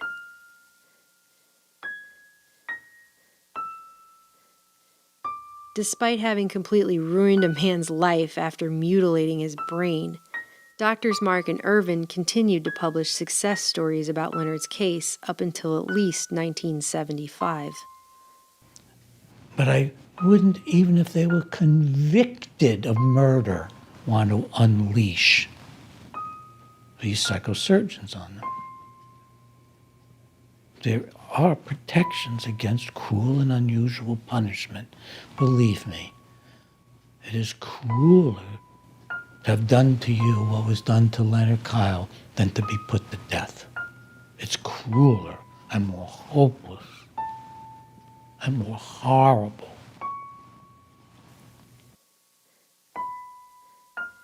In May 1972, Dr. William Sweet again personally approached the Senate Labor and Health, Education and Welfare Appropriations Committee for more money. This time, Sweet was asking for $1 million to branch out, to open a series of violence institutes like the Boston Project for the study of violent behavior across the nation. Sweet stated on the record that his appearance before Congress was on behalf of not just himself and colleagues at Harvard and MGH, including Dr. Vernon Mark, but also the Brain Research Institute of UCLA, in addition to UCLA's Neuropsychiatric Institute, under the medical direction of Dr. Louis Jolyon West. Dr. West spent his entire career first in the military and later in academia, researching all manner of behavior modification, everything from cults to communist mind control techniques, dissociation, hypnosis, sensory deprivation, hallucinogens, for which he attended cybernetician Frank Fremont Smith's Macy's conference on LSD, social engineering, and more. As a psychiatrist, Dr. West reportedly examined Lee Harvey Oswald's assassin Jack Ruby, homicidal cult leader Charles Manson, infamous kidnap victim Patty Hearst, the man convicted of assassinating RFK Sirhan Sirhan, and even convicted Oklahoma City bomber Timothy McVeigh. He also reportedly monitored Haight-Ashbury's so-called acid ghetto before and during the Summer of Love. It wouldn't be revealed until years later that Dr. West was involved in CIA MKUltra research, that he was the main contractor in charge of Subproject 43 with a top-secret clearance, a project involving the altering of personality through sensory isolation and environmental manipulation, including the use of drugs and hypnosis. Dr. West's book Hallucinations is dedicated to aforementioned cybernetician Heinrich Kluver, of Kluver-Bucy syndrome fame. Unsurprisingly, right on cue, Dr. Irvin and other Boston Project associates were on their way to California ahead of Dr. West's new project, as mentioned by Dr. Sweet to Congress, the Center for the Study and Reduction of Violence at UCLA.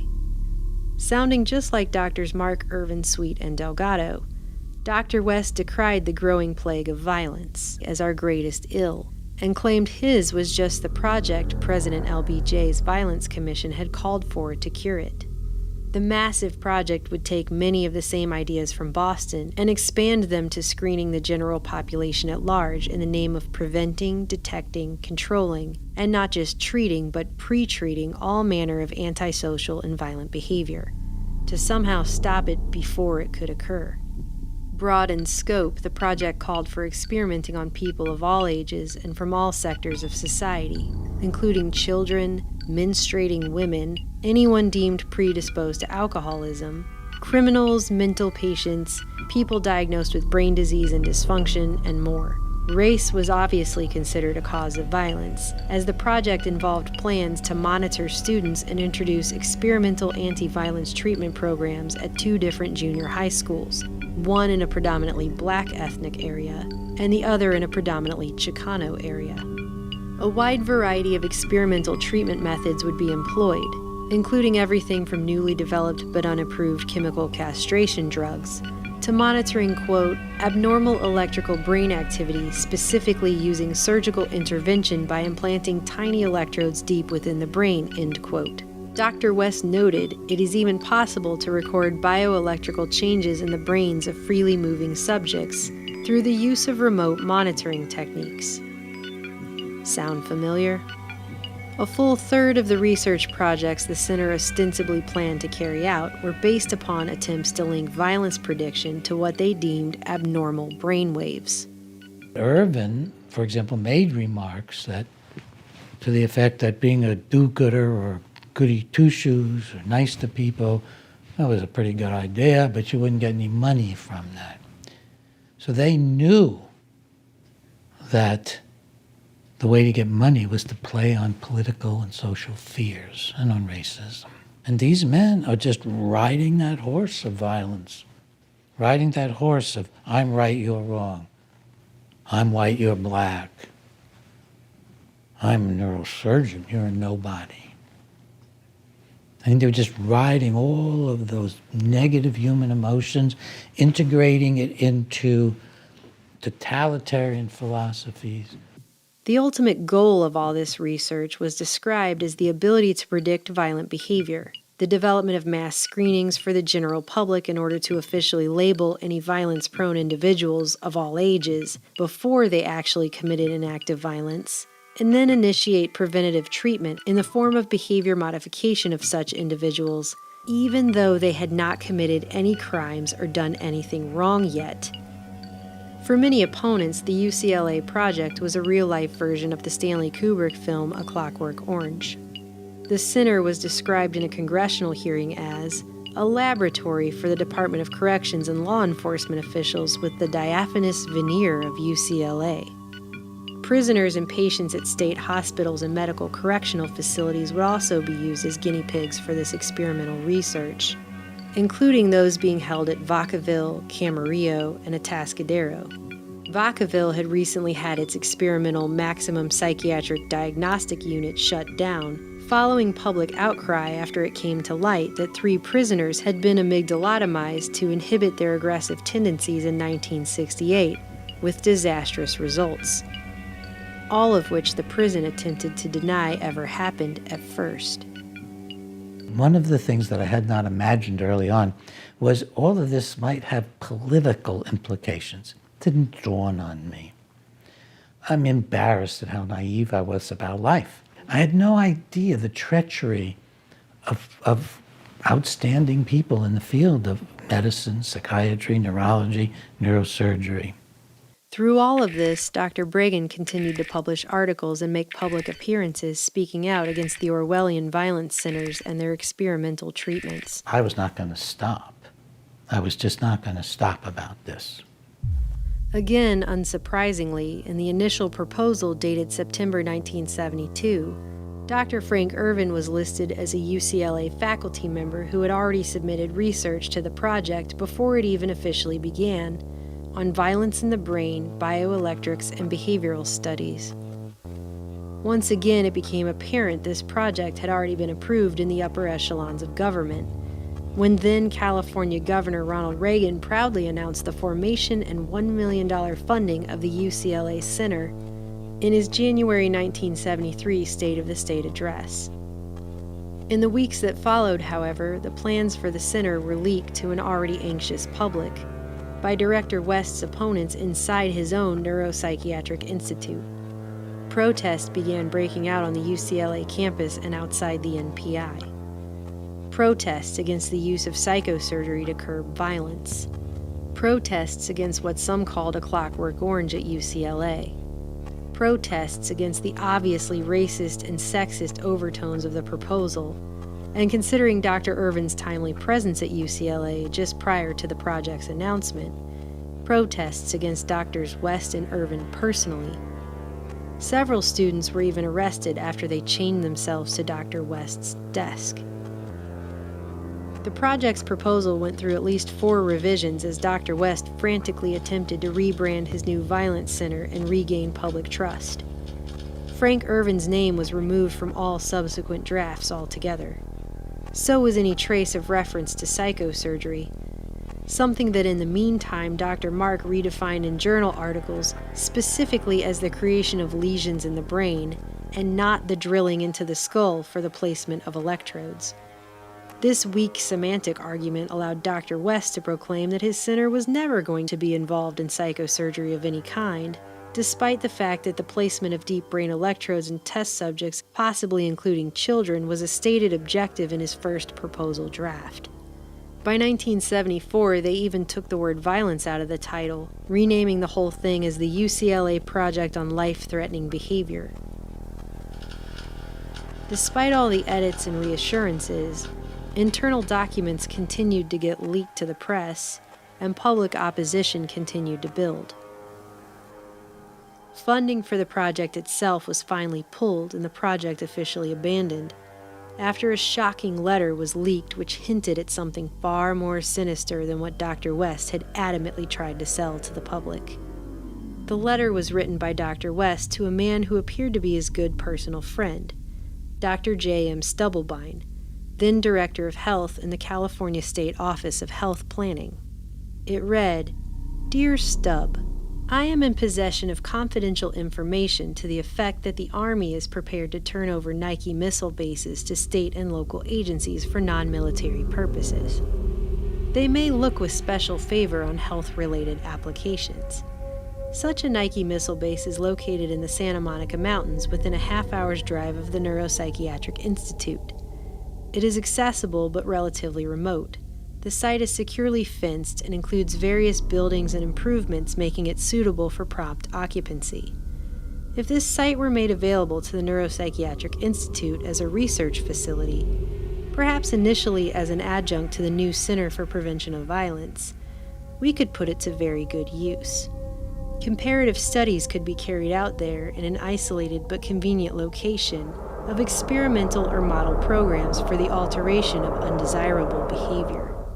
Such programs might include control of drug or alcohol abuse, modification of chronic antisocial or impulsive aggressiveness, etc. My understanding is that a direct request by the governor or another appropriate officer of the state to the Secretary of Defense, or of course the President, would be most likely to produce prompt results. Needless to say, I stand available to participate in any way that might be helpful. Louis Jolyon West, MD, Medical Director. And there it was, in black and white. Dr. West planned to use his confidential political back channels to acquire a newly decommissioned Nike missile base, complete with underground facilities and nestled high in a remote area of the Santa Monica Mountains, and turn it into a research facility to perform his experiments, altering people's behavior in a place he personally described as securely fenced and isolated. And that was the last straw. Public outcry drowned out Dr. West's best attempts at downplaying his center's true goals. The project was, at least officially, shut down.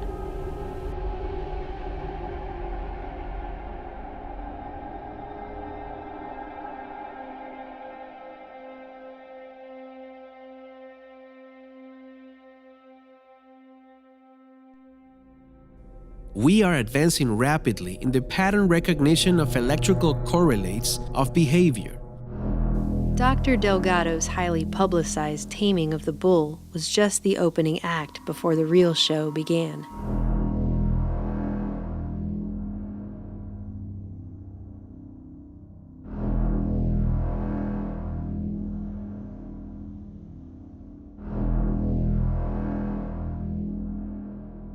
Automatic learning is possible by feeding signals directly into specific neuronal structures without conscious participation. What struck me about Delgado, first of all, was that he was a political philosopher. He wasn't just a psychosurgeon that put electrodes in the brains of people and bulls.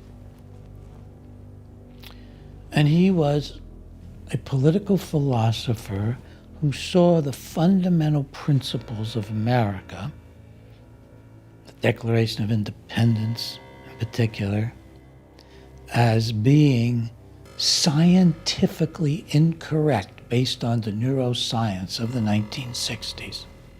That humans aren't individuals. They're under the influence of all kinds of forces. That means they're not individuals. They may feel self-important, but they're not important. And they may think they had rights as individuals, but the society had rights, not the individual. His view was 100% consistent with society versus the individual, doing anything to the individual in the name of the social good. Humanity behaves in general no more intelligently than animals would under the same circumstances. And this alarming reality is due largely to spiritual pride. Violence is a product of culture and environment, and is an extreme form of aggression. Man may react to unpleasant and painful stimuli with violence. A major role of education is to build internal controls in human beings so that they can withstand external pressures and maintain internal equilibrium. It was a totalitarian philosophy under which he was doing social control and personal control of people. Cybernetics was first described by Norbert Wiener as communication and control in the animal and the machine. Human languages have remained complex in their unraveling and interpretation. Even computer languages must be defined. In cybernetic terms, EEG brainwaves represented the world's first known non-symbolic language, able to directly communicate signals and meaning into the partitions of the mind. Direct communication was key. Man had uncovered a pathway to decode brainwaves, to interpret EEGs, and to encode reciprocal messages that a computer understands and responds to automatically. This was sophisticated, technologically driven mind control in action. Most people simply can't grasp such a thing. Can't think it, imagine it, or believe it. An emotional plea is deaf to the drone of society, and each person learns to live according to its rhythms.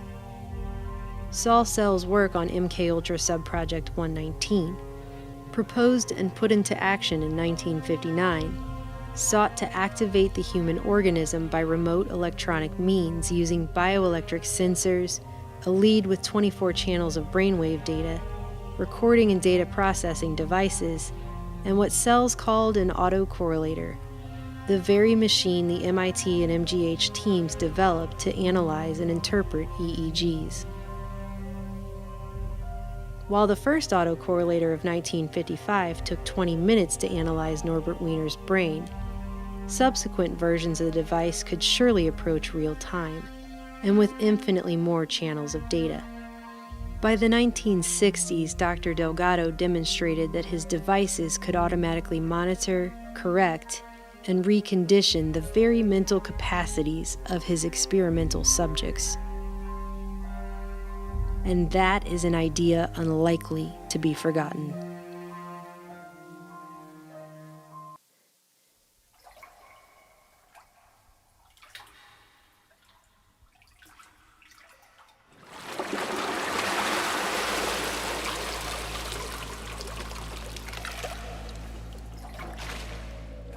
Can the human mind be controlled and remain human?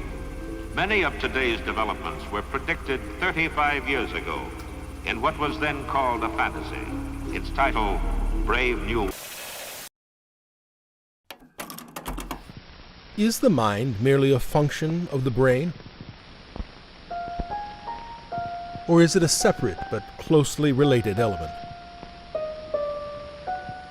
In the past 50 years, we have come to recognize that in the brain there is an amazing automatic sensory and motor computer that utilizes the conditioned reflexes. And there is a highest brain mechanism that is closely related to what men have long referred to as consciousness, or the mind, or spirit. But the mind, I surmise, can give direction only through the mind's brain mechanism. It is all very much like programming a private computer. The program comes to an electrical computer from without. The same is true of each biological computer. Purpose comes to it from outside its own mechanism. This suggests that the mind has energy. There I must leave it.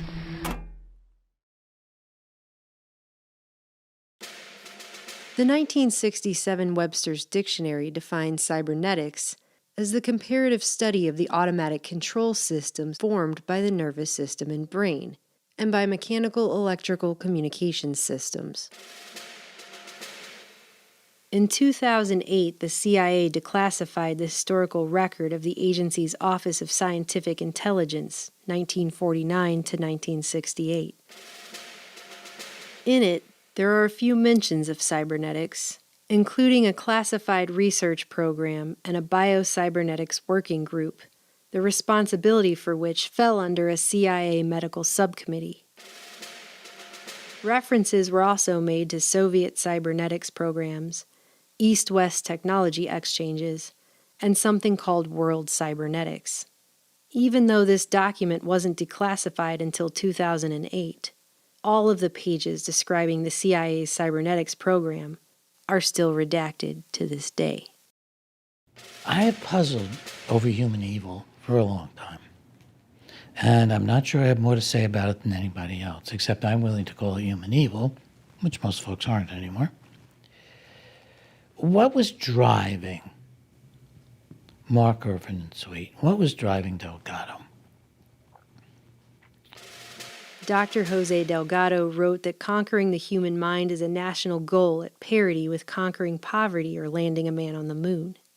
The main aim is to establish a scientific foundation for the creation of a future psycho-civilized society.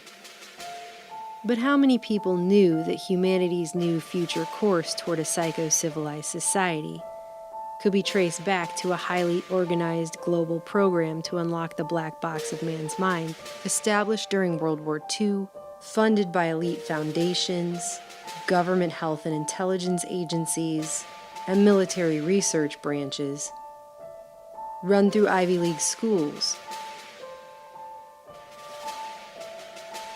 hospitals,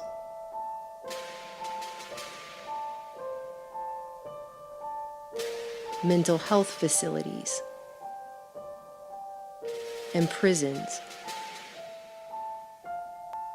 and involving a diffuse global network of intelligence agents, neurologists, psychologists, psychiatrists, physiologists, anthropologists, mathematicians, and cyberneticians, all seemingly working under the same United Nations UNESCO goal for decades: how to create peace in the minds of men.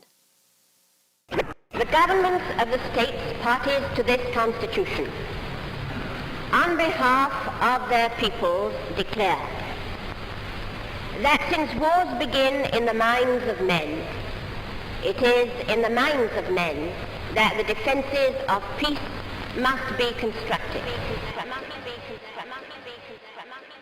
In summary, therefore, there is no evidence that the Soviets have any techniques or agents capable of producing particular behavioral patterns which are not available in the West.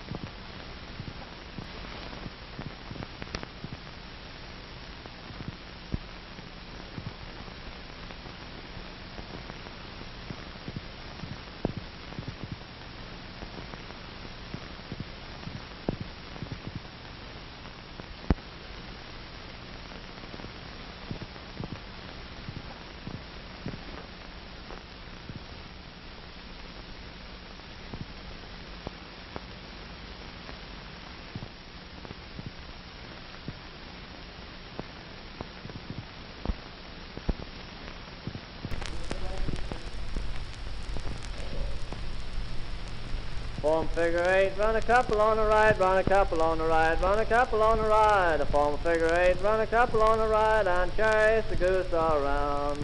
Round and around and round and round, round and round and round and round, round and round and round and round, chase the goose around.